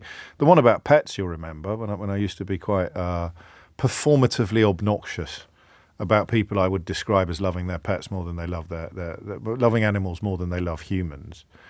And someone texted me, an older gentleman texted me to tell me that he'd lost his wife a few months previously, and if it wasn't for their dogs, he doesn't think he'd have got through it. And I remember thinking, well, that's that then. I'm never going to do that again. I'm never going to be able to do that with a clear conscience. Go after people who are deriving more emotional support from animals than they are from human beings. And it's nice. It's quite liberating to stop being obnoxious or bigoted in that way. I can't recommend it enough. And the NHS one was simply me doing a story. This is a bit different because I wasn't being performatively obnoxious, but I was, I think, perhaps being a little provocative or sensationalist. I think it was during sepsis. It was during that period where you could go to hospital and come and end up sicker than you were when you arrived. And just a lady who had an operation booked for the following week said she'd been listening to the programme and she wanted to cancel the operation now. And I thought, how do you walk this tightrope of shining light into areas that perhaps you haven't noticed, or covering stories that perhaps haven't been covered in the way that we might all like, and not frightening people? And some days I think you can't. Some days you've just got to tell the story. And the story today is that pharmacists are warning that growing problems with the supply of crucial drugs are putting patients' lives at risk. An NHS drugs shortage, an unprecedented shortage of medicines in the NHS, is endangering lives. These figures are unpublished. The Guardian have got hold of them, and it shows that the number of products affected by supply chain issues has doubled in 2 years. I'm about to ask how it is affecting you as a patient or a pharmacist. 0345 6060 973 is the number that you need. And I want as many people as possibly can to join in with this conversation, because it seems to me something that is of immeasurably more importance than conversations about Rwanda deportations or 30p Lee's latest belch of bovine bigotry. So what's happening in your world? A treatment for controlling epileptic seizures has been added to a drugs shortage list. Already there, treatments for conditions ranging from cancer to schizophrenia to type 2 diabetes. One of the key factors in this, I'm very sad to tell you, because there is no pleasure in being proved right about this stuff, the lower purchasing value of the pound since Brexit means it's harder for the NHS to source medicines abroad. The government has a policy of taxing manufacturers, which is suboptimal as well.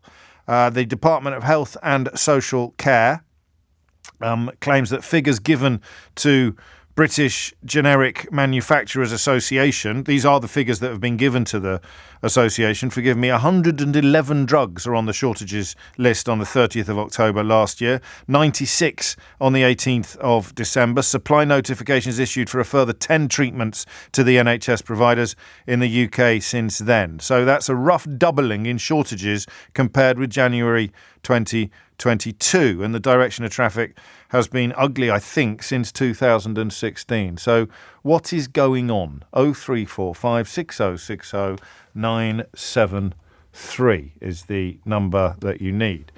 12 minutes after 12. Do you want a quick Idiot's Corner? It's not signed. It's not signed, but it is. Yeah, all right. So how would leaving the European Council put us on the same footing as Belarus and Russia, James? Is the United States, Australia and New Zealand and many other countries who are not part of the European Council on the same footing as Belarus or Russia, ? Do I need to explain why that's straight into Idiot's Corner? Do I need to? Well, I obviously need to explain it to the person that sent it, but I like to think I don't need to send it to anyone else. Okay, there's a clue in the title of the council. Shall we run through those words again? European Council. Why isn't New Zealand embarrassed by its dismissal from the European Council? Well, let's have a think, shall we, champ? What could it possibly be about New Zealand's putative membership of the European Council that doesn't really bear comparison with the United Kingdom's? Honestly, I should get a bonus for dealing with texts like yours. Anyway, first entry to Idiot's Corner this week, is it, or the second? God, it's so hard to keep up. Should we crack on with the medication story straight away, or do you want five more smear care? We'll take a call, shall we? No, we'll do 5 more smear cares. All right, so these are 6 to 10. 5 more smear care jingles, stabs, call them what you will. We'll start with Trev, who's done number 6. Smear care. That's absolutely... I thought we're not exercising any quality control at all. So we've rejected some. Are you joking? Are you joking me, though? We've rejected some, and this is what's left. So this is post-quality control. Thank you, Trev. This is number 7 from Lex. Up next on the James O'Brien Show, Smear Care. Blimey. It's good, but it's a bit long, isn't it? It needs to be more of a ding-ding-ding-ding. Number 8 from Tim. Mr. Speaker, that's simply yeah, and I believe in velvet socialism. And I'll come to the leader of the opposition of Donkey Fees. Smear Care with James O'Brien. No, that's brilliant. And respect for getting in your sort of show reel almost as an impersonator. But again, I'm not sure it's doing what we need to. But I don't know. You can vote for that. That was number 8. So we've had 6, 7 and 8. Adam is at 9.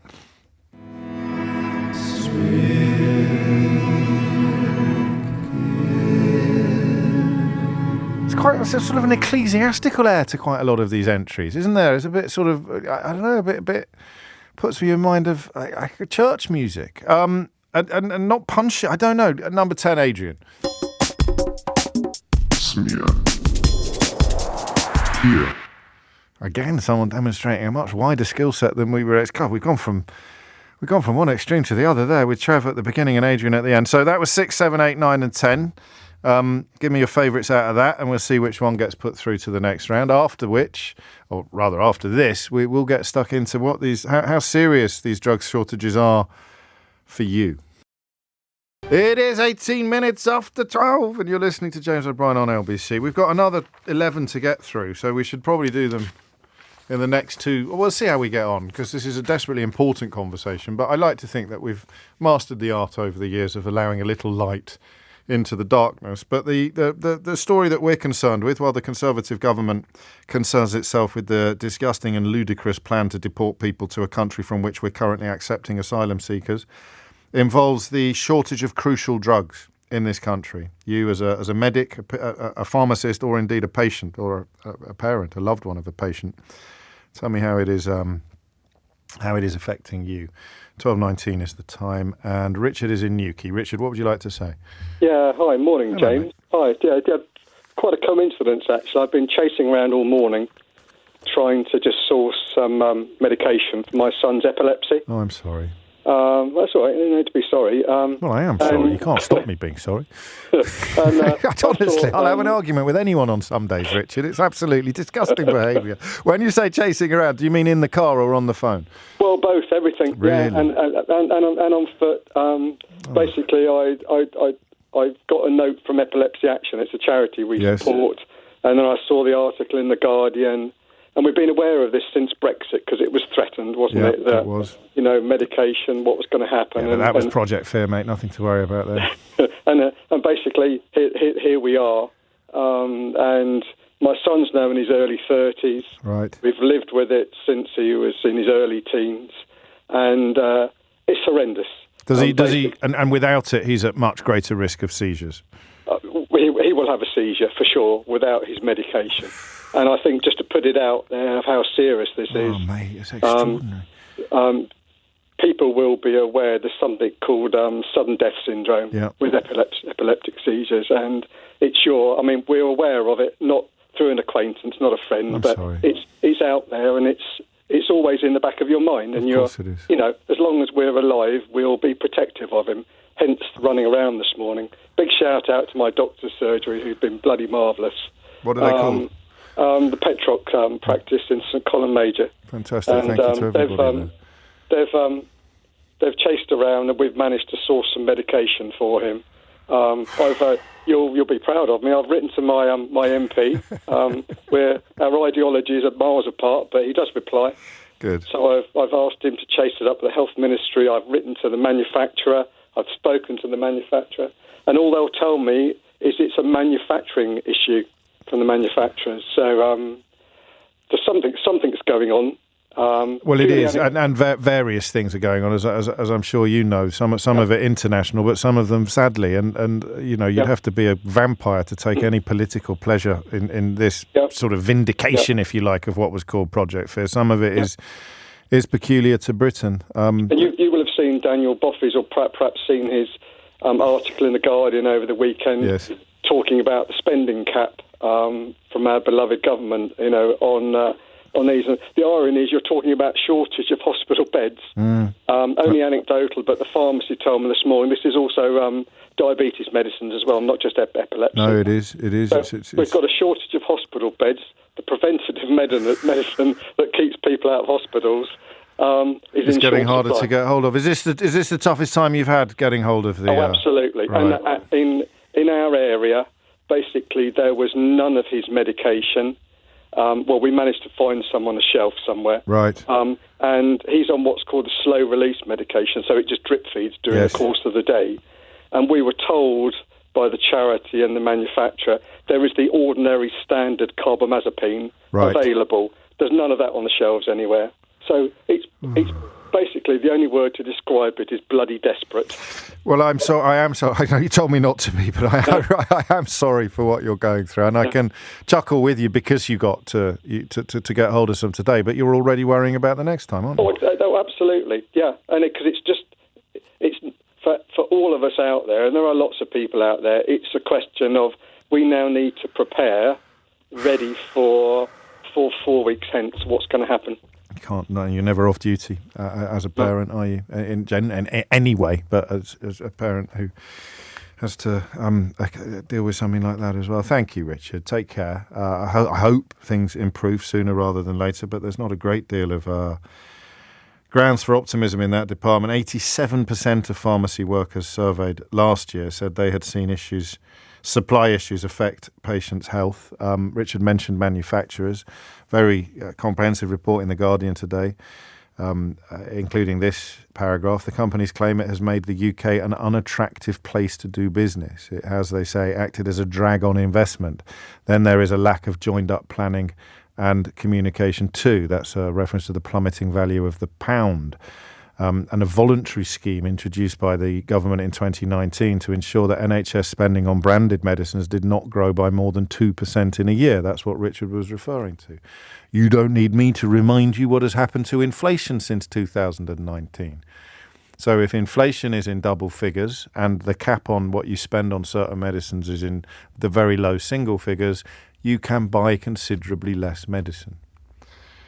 You don't need to go to the London School of Economics to understand that. Sarah is in Cambridge. Sarah, what would you like to say? Hi, James. Hello. We've spoken before, but I don't think I told you then that I'm a consultant paediatrician. Why didn't you tell me? Were you trying to sell me insurance or lottery tickets or something like that? It was the Christmas before last. I phoned you from New York about the discussion with Jeremy Clarkson and Meghan Markle. Fantastic, yes. Of course. No, you didn't reveal that you were a consultant paediatrician at that No. time for perfectly reasonable reasons. Of course, not relevant. So why have you called in today? Well, because this is incredibly topical. I'm incredibly pleased that you're discussing it because it is absolutely dire. In paediatrics, this gentleman that's just spoken is talking about his child's epilepsy. My other incredible concern is about medication for ADHD, which is at times totally absent from pharmacies or at times only available in certain doses that may not be appropriate for children. Or you need to, for example, raise the dose to a certain point. You don't want to raise it further, but the dose that you need isn't available. So you have to put a child on a higher dose than you normally would like to.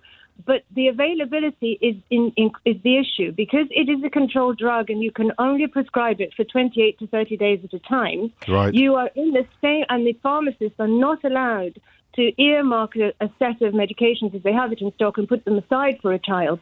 You're in this repeated cycle every 30 days. So in my case, for example, many of the children that I look after, I have had to change the medication they're on 2-3 times because that's the only thing that's apparently available. And then by the time that I need to write the prescription for the new medication, it's processed, it's not available in the pharmacy anymore.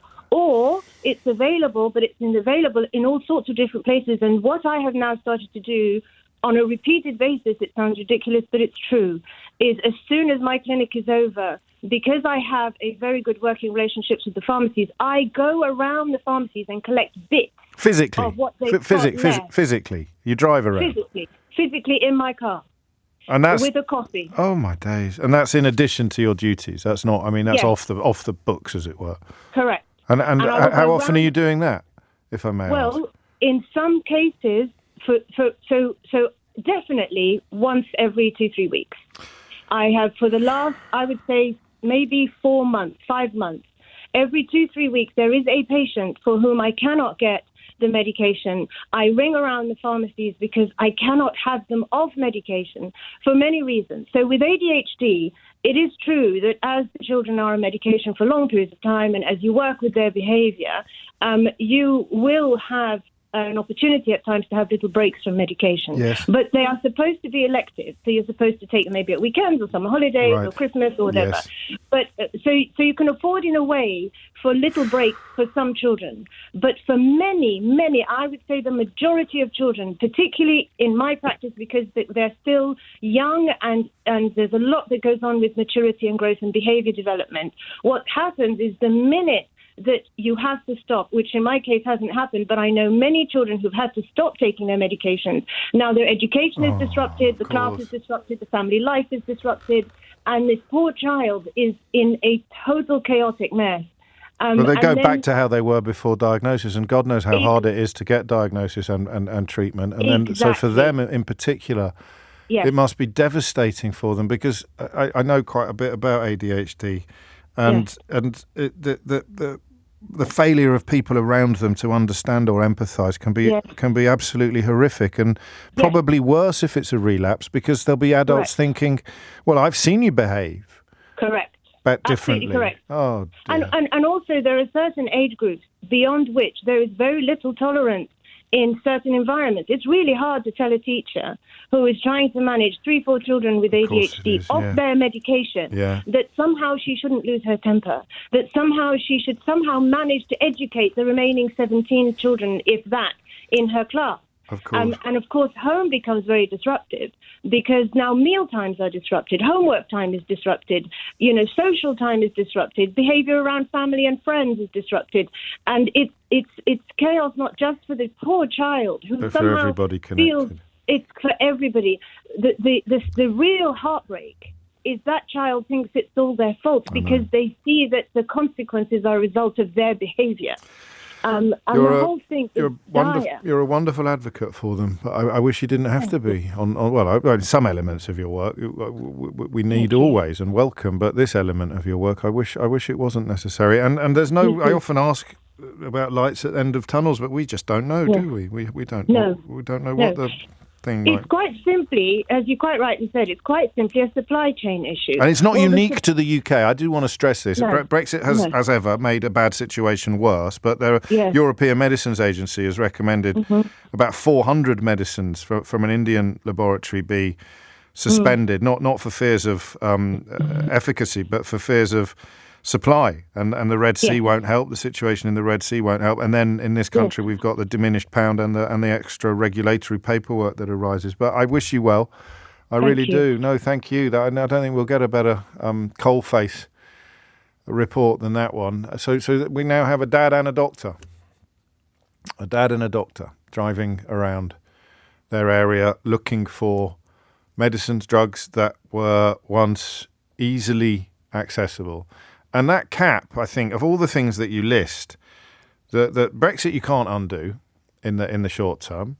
The stuff that is affecting other countries, you can't expect the UK government to have avoided or negotiated. Perhaps you can, but I personally think that would be unrealistic. The war in Ukraine, other issues, the situation in the Red Sea. There are international issues, manufacturing issues perhaps. There's an EU medicines shortage working party that met last month, and we're not in the EU, so it's not unique to us. But there's 2% cap on how much the NHS trusts can spend at a time of rocketing inflation. You'd have thought somebody, they were all too, I know I did it at the top of the hour, but it boils my blood that they're all whining and arguing with each other about Rwanda now. Tories fighting with Tories about Rwanda, while doctors and dads are driving around the country desperately trying to get hold of drugs that they have made it harder to get hold of. Amelia Cox is here now with your headlines. It is 12:35, so number 3 from the first 5 and number 10 from the second 5 are through, I think. That seems to be a fairly clear Democratic. I mean, some honourable mentions, I think, for number 8 and number 5, but the next round of our Smear Keir jingle selection jamboree continues with entries 11 to 15. We'll start with Aidan, who is... So you just text me the number of the one that you like. Text it to 84850 or tweet it to @LBC. Don't tweet it to me because I won't be able to see anything else. Such is the popularity of this impromptu feature, spawned entirely by the lack of respect I'm shown by my own management. Other radio presenters have, professional stuff and 20th anniversary celebrations. Did anyone get hold of Rusty Lee last week to see if she'd record a special message for me? What do you do all day? Oh, anyway, I don't mind. It's all fine. Here's Aidan at number 11. Smear Keir. Another 8. 2 Aidans. Honestly, it's the same Aidan. Aidan's had 2. Are you allowed 2? I don't know. Let's scratch that from now on. All right. So this is Aidan's second effort. Smear Keir. Quite similar, Aidan, but interesting. Jerry is at number 13. Are you ready to smear Keir?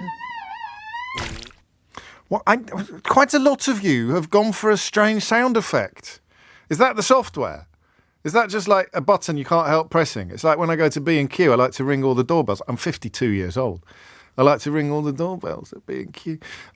Is that just because you've got the software and you've made something nice and you think, I'll stick a squelch on there? Or something? It is, isn't it? You shouldn't have done... I don't think you should have done that. Mo's at 14. Smear Keir, smear Keir. We may have issues with that. I think he's nicked that off the Flintstones. But I liked it. And at number 15, it's Andy. Smear Yeah, okay, so that is 11, 12, 13, 14 and 15. Just text one of those numbers to 84850 or tweet it to @LBC, all right? Well, that's out of the running, I'm afraid, already, that one. But keep them coming. Dorian, to steer us back to the altogether more important question, and you should read The Guardian on this, actually. It's still a free website, incredibly, in commercial terms, and it's an incredible story if you want to get the facts. But the people who are making sort of 3-hour round trips to get ADHD medication or epilepsy medication, 2 of the first to come through, also antipsychotics, which would be used to treat conditions such as schizophrenia, all sorts of problems unfolding, and the Conservative government will be spending today arguing with itself about deporting asylum seekers to a country from which we've accepted 6 asylum seekers because it's not safe for them. That's today's Conservative government's to-do list while we look at this. 12:39 is the time. Dorian is in Hemel Hempstead. Dorian, what would you like to say? That I actually work in the pharmaceutical industry, and at the moment I'm with a local distributor, so have a bit of insight when it comes to issues with the supply chain. Yes. But I want to start with, I feel so sad about your last 2 callers. Yeah, me too. But the idea that I'm working with a distributor at the moment, and our whole mission is to get medicines to the right people. The fact that they have to go to pharmacies to go and get it is a bit symptomatic of the industry itself trying to deal with it. That There's a few restrictions within at the moment that instead of certain medicines that are in shortage going to wholesalers who can distribute it to the right people in the right way, they're prioritising pharmacies, because the idea is if it's going to a pharmacy, it's going direct to a patient. Yeah. Not the idea of if it comes to us, we've got hospitals, pharmacies, clinics, and we can distribute wider than that central wholesaler or manufacturer can. But we know we have a wider base of customers. I understand. I mean, these are spreading the same amount of butter differently, though. It's not increasing the amount of butter that's available, is it? Yes, but it's more so that the idea that there's certain, full-line wholesalers that are putting restrictions in place to say, well, we don't want to give it to you as a midline wholesaler. Okay. We want to get it to the right people directly, which, listening to your last 2 callers... that's why it's one of the reasons why it's happening. What is your understanding of some of the... So, out of all the reasons behind it, what could be the most easily remedied, do you think? And I'm talking about the overall shortage now, as opposed to flaws in the distribution system. What could, if you were Prime Minister, Dorian, is there anything you could do tonight that would make things a bit easier? I'd say sort of better relations with the EU, if I can say that. Yes. Do you think that is impacting on things to that degree? Yes, as... because they've got their own problems. They do have their own problems there as well in this area. Not as acute as us. But how would better communication and cooperation help? I mean, as you've highlighted, that they have their problems, but we've made it worse for ourselves. That at the moment we put in our own more red tape in a post-Brexit world. As a responsible person for imports, so anything that's manufactured in an EU member state for the GB market has to be signed off by someone in the UK, and there's a new sort of qualification, which is a responsible person for import to say that it's been manufactured correctly to good manufacturing practices, which you have to be part of one of the Royal Societies, being chemistry, pharmacy, biology, which for me, I'm one of them, and it costs £350 a year for me to be a member of one of the societies, to be able to have the responsibility to say someone in the EU has signed off to say this medication is I didn't know this. And how big a consignment? How big? Do you see what I mean? Because if you're taking for example, concert equipment to the continent now. You need paperwork for every drumstick, practically. How big a consignment needs a signature? Do you follow me? Yes, that it depends on sort of in terms of how big the batch is. So it's each, yes. But if I'm bringing in 10 different medications from the same manufacturer on the same truck, do I need to? Go on. I would have to do 10 signatories. Oh, and this is all post-Brexit. This is all as a consequence of getting rid of all that red tape that Jacob Rees-Mogg kept going on about. This is when we left the EU regulations, where we all got along and all understood each other's rules. And if something was manufactured in Poland for the GB market, it's all good. We're all fine. Just bring it in. That's what a single market does. A single market does. And anyone saying, why are the EU doing this to us, is deliberately or perhaps accidentally failing to understand what the single market is. That's what you have when you have regulatory alignment. You know that every member state is abiding by the same rule book. We left because we wanted our own rule book, so we can't then turn around and say autonomously, we'll abide by yours after all.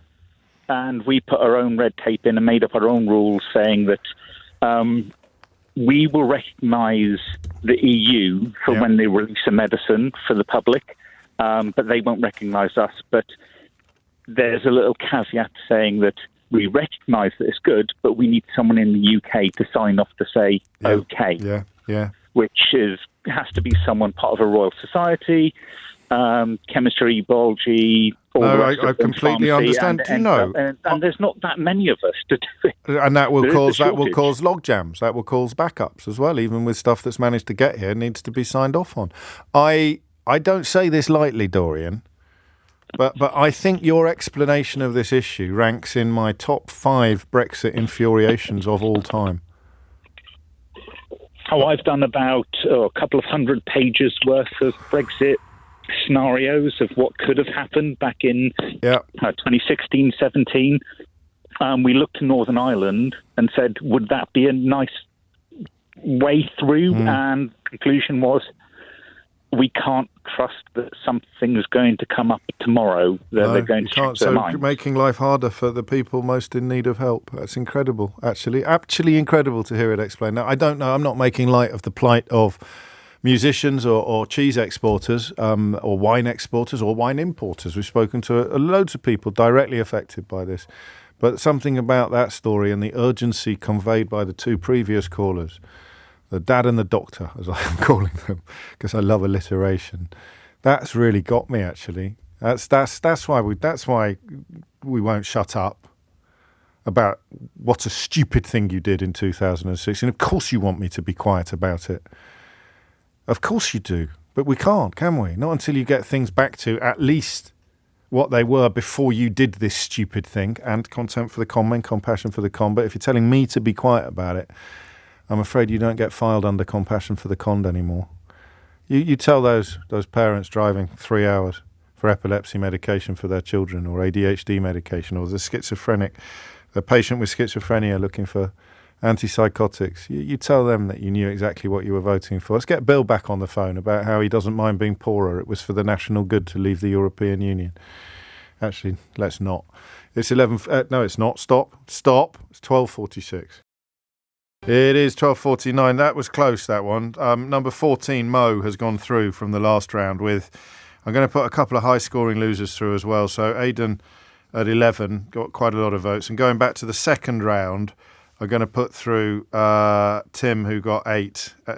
Adrian was the winner on 10, but we've got another on 8. And in the first round, I'm afraid Bob was far and away in front, so I don't need any high-scoring losers from the first round. It's not the Olympics. And now the final selection of the, what's it called again? Smear Keir, that's it. This is from Andy, who was actually the last entry as well. If I had been paying any attention to what the producer was doing, I wouldn't have allowed people to have multiple entries. Otherwise, we would literally be here forever. But here's Andy's second go at 16. Smear Keir. Yeah, good. I'm glad there was no comedy sound effect on the end of that. I was coming to expect them. That was 16 by Andy. This is Joe at 17. Smear Keir. I feel there should be more. Did it end there? I feel it's going to come back in a minute. Like this is a pause. No?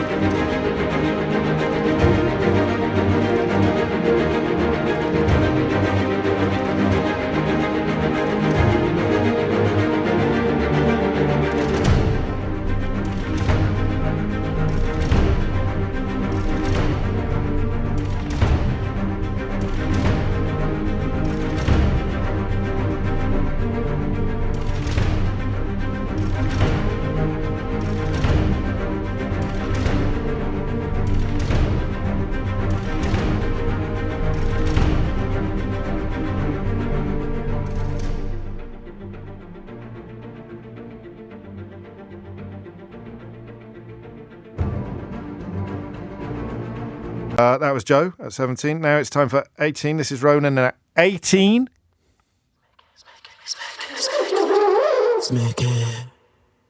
That's actually quite frightening. That made me think of rodents. Did anyone else think of rodents during that one? Thank you, Ronan. Now, this is Tom, who is 19. You're listening to James O'Brien on LBC. I do that. This is Smear Keir. That's ridiculous. That's you might as well do a time check or introduce the headlines, mate. That's just me in a weird voice. That's literally what I say. How can that be That was Tom at 19. At 20, it's our first duo. They tried to smear him. That is a vicious smear, Mr. Speaker. But it only made him stronger. If you think you could take me on, then simply try it. Smear Keir. Warning, terms and conditions apply. Your discretion advised. That's extremely good, but it's not a sting, is it, or a jing? It's a trailer. I didn't ask for a trailer, lads. That was Simon and Chris at number 20. I think we might use that anyway. Can we put that through on a sort of management's discretion type of scenario? We'll definitely use that again, but it can't win because it's not a jingle. Hopefully number 21, your final one. Remember, you just need to text 16, 17, 18, 19 or 21. Don't text 20. And seriously, don't text. It's not funny. Everyone text 20 now, don't you? So I say don't text 20 and you'll think it's so hilarious. Everyone's going to text 20 now and I'll ignore it. And you'll be letting everyone down.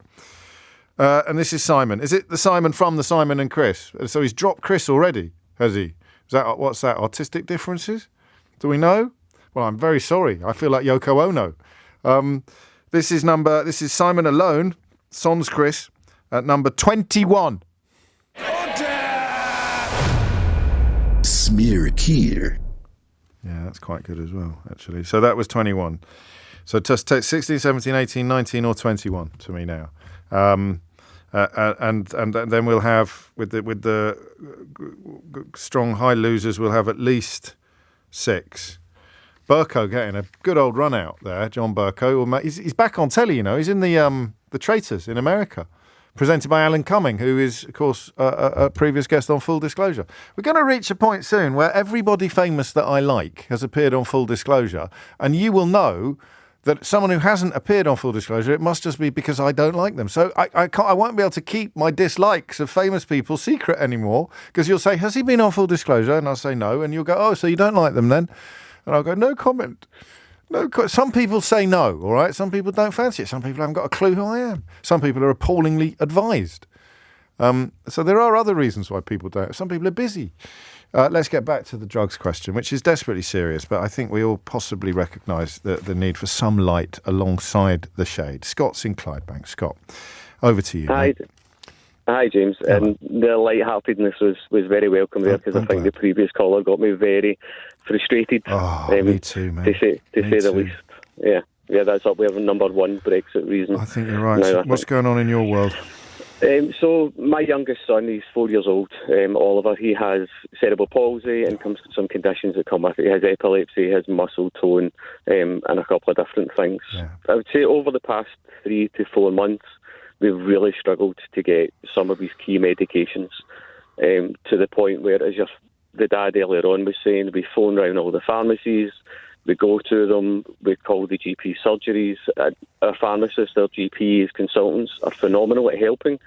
We're at this stage now, we ordered his prescription 10 days ago. Yeah. And I've just managed to get one today. We are having to... When would you have run out if you hadn't got hold of it? So we kind of expected this to come. If our pharmacist is really good and kind of pre-warns us saying, look, stock is running low on these things. They phone us up even when we don't have a prescription to let us know. They're really, really supportive. So we are 2 weeks ahead of where we would need the medication because we can plan ahead. Thank God for that, but it's still there, isn't it? Looming, coming towards absolutely. You. Yeah. But we're at this stage now where the 3 key medications he needs are one for his seizures, one for his muscle tone. If he doesn't have the seizure one, he will have a seizure. The one for his muscle tone, if he doesn't have that, he'll be in extreme pain. He won't be able to sleep at night or anything. And the last one, which almost seems trivial, but is probably the most life-threatening of all, is Senacot to help him go to the toilet. Really? Just a laxative? Yeah. Yeah, a herbal. It's a herbal laxative, I think, isn't it? Yeah. You're struggling to get hold of that? Well, again, I suppose supply chains and manufacturing, there's no rhyme or reason to what will be affected and what won't, is there? Yeah, no, absolutely. Because of his condition, he's fed through a tube, so everything has to be liquid. Of course it does. He's been in hospital 3 times in the past year with very serious urine infections, and they've been caused because he's been constipated and he's not been able to empty his bladder, and the infection, because he has a weakened immune system, takes hold very, very quickly. Within 2 or 3 days of the infection starting, if we don't get him cleared and on antibiotics, we will end up in hospital. And it's ridiculous how simple things like this weren't thought about and weren't planned for. Well, I hear you, but I don't know how much of this would be happening if, for example, you were in Germany or France, because they have got problems as well. And absolutely. I'm not offering that up as a challenge to you or a contradiction. I'm just offering it up as an admission of my own ignorance. But we can say with certainty that things are worse than they would be if No, definitely. I worked for a German IT company up until last year. I've got friends over there, and they talk about the same kind of issues. However, the issues are nowhere near as bad as they are here. And what do you do? Talk about you a bit. Not you. How are you and Oliver's mum coping with this? You just cope. You just have to do it. It's part of the job of being a parent, and you're a parent stroke carer for him. You need to adopt these roles. You need to be proactive. Sometimes you need to separate yourself from being the parent and being his carer, and be very practical and kind of logical and methodical about what you need to do from it, which can be difficult. Yes. I mean, just now we're having to pick up medications from the hospital. It's the only place we can get the 3 medications. So it's as if he's in a hospital ward. They send the prescription to the hospital. Good Lord. After everywhere else is tried, but we can't get the liquid forms. And that makes everything. So you need the Senacot. Yeah, so we need to get tablet forms, follow the instructions the chemist has given us, take them home and make the solution up ourselves and then give them that, which it's a simple process. It's not complicated, but it's something else you're having to do on top of everything else that you're doing looking after someone with complex needs. And we've always known Oliver would have these needs. We knew before he was born what his condition was going to be and how much support he would need. It's a pleasure in our life. He brings more joy than anything else. But it's just more problems on top of problems. You've already got a rucksack, and they're sticking bricks in it, aren't they? Really, that's the point. Yeah, absolutely. What a lovely thing to say, though, Scott. You know, this hour began with a brilliant dad, and it ends with a brilliant dad. And you'd both say to me, "I'm not a brilliant dad. I'm just doing what any dad would do." And you're probably right. You might be right, but I still wish you weren't going through it. I really do. No, thank you. And it affects everyone. The whole family's affected. Of course it is. From it. Grandparents worry, and the concerns go everywhere. Even outside, the chemists worry, the doctors worry, the consultants worry. These are all concerns that for my son being my son. All these other people have a vested interest in looking after him. And that's why they went into the jobs that's why they went into the jobs that they went into. Yeah. And I as will. If they've not got enough stress, here's more stress on top of it, and more stress, and more stress. And actually, we're not going to give you any more money, and we're going to make you work longer hours, and we'll throw more stress on again. You covered a lot of ground. I'll cover the last bit, and I hope you don't mind me saying this, but the Conservative government will today be dedicating most of its energy and time to arguing with itself about deporting asylum seekers to a country from which we now accept asylum seekers because it's not safe. That's what they'll be doing. And you wonder what that poll on the front page of the Telegraph was all about, don't you? It's just gone 1. Apologies, I'm late. If you missed any of today's show, you know what to do. It's all there on Global Player, as are the world's biggest podcasts. Tom Swarbrick will be with you at 4 on LBC, but Sheila Fogarty is here now. But Sheila Fogarty is here now. But Sheila Fogarty is here now. But Sheila Fogarty is here now. But Sheila Fogarty is here now. But Sheila Fogarty is here now. But Sheila Fogarty is here now. But Sheila Fogarty is here now. But Sheila Fogarty is here now. But Sheila Fogarty is here now. But Sheila Fogarty is here now. But Sheila Fogarty is here now. But Sheila Fogarty is here now. But Sheila Fogarty is here.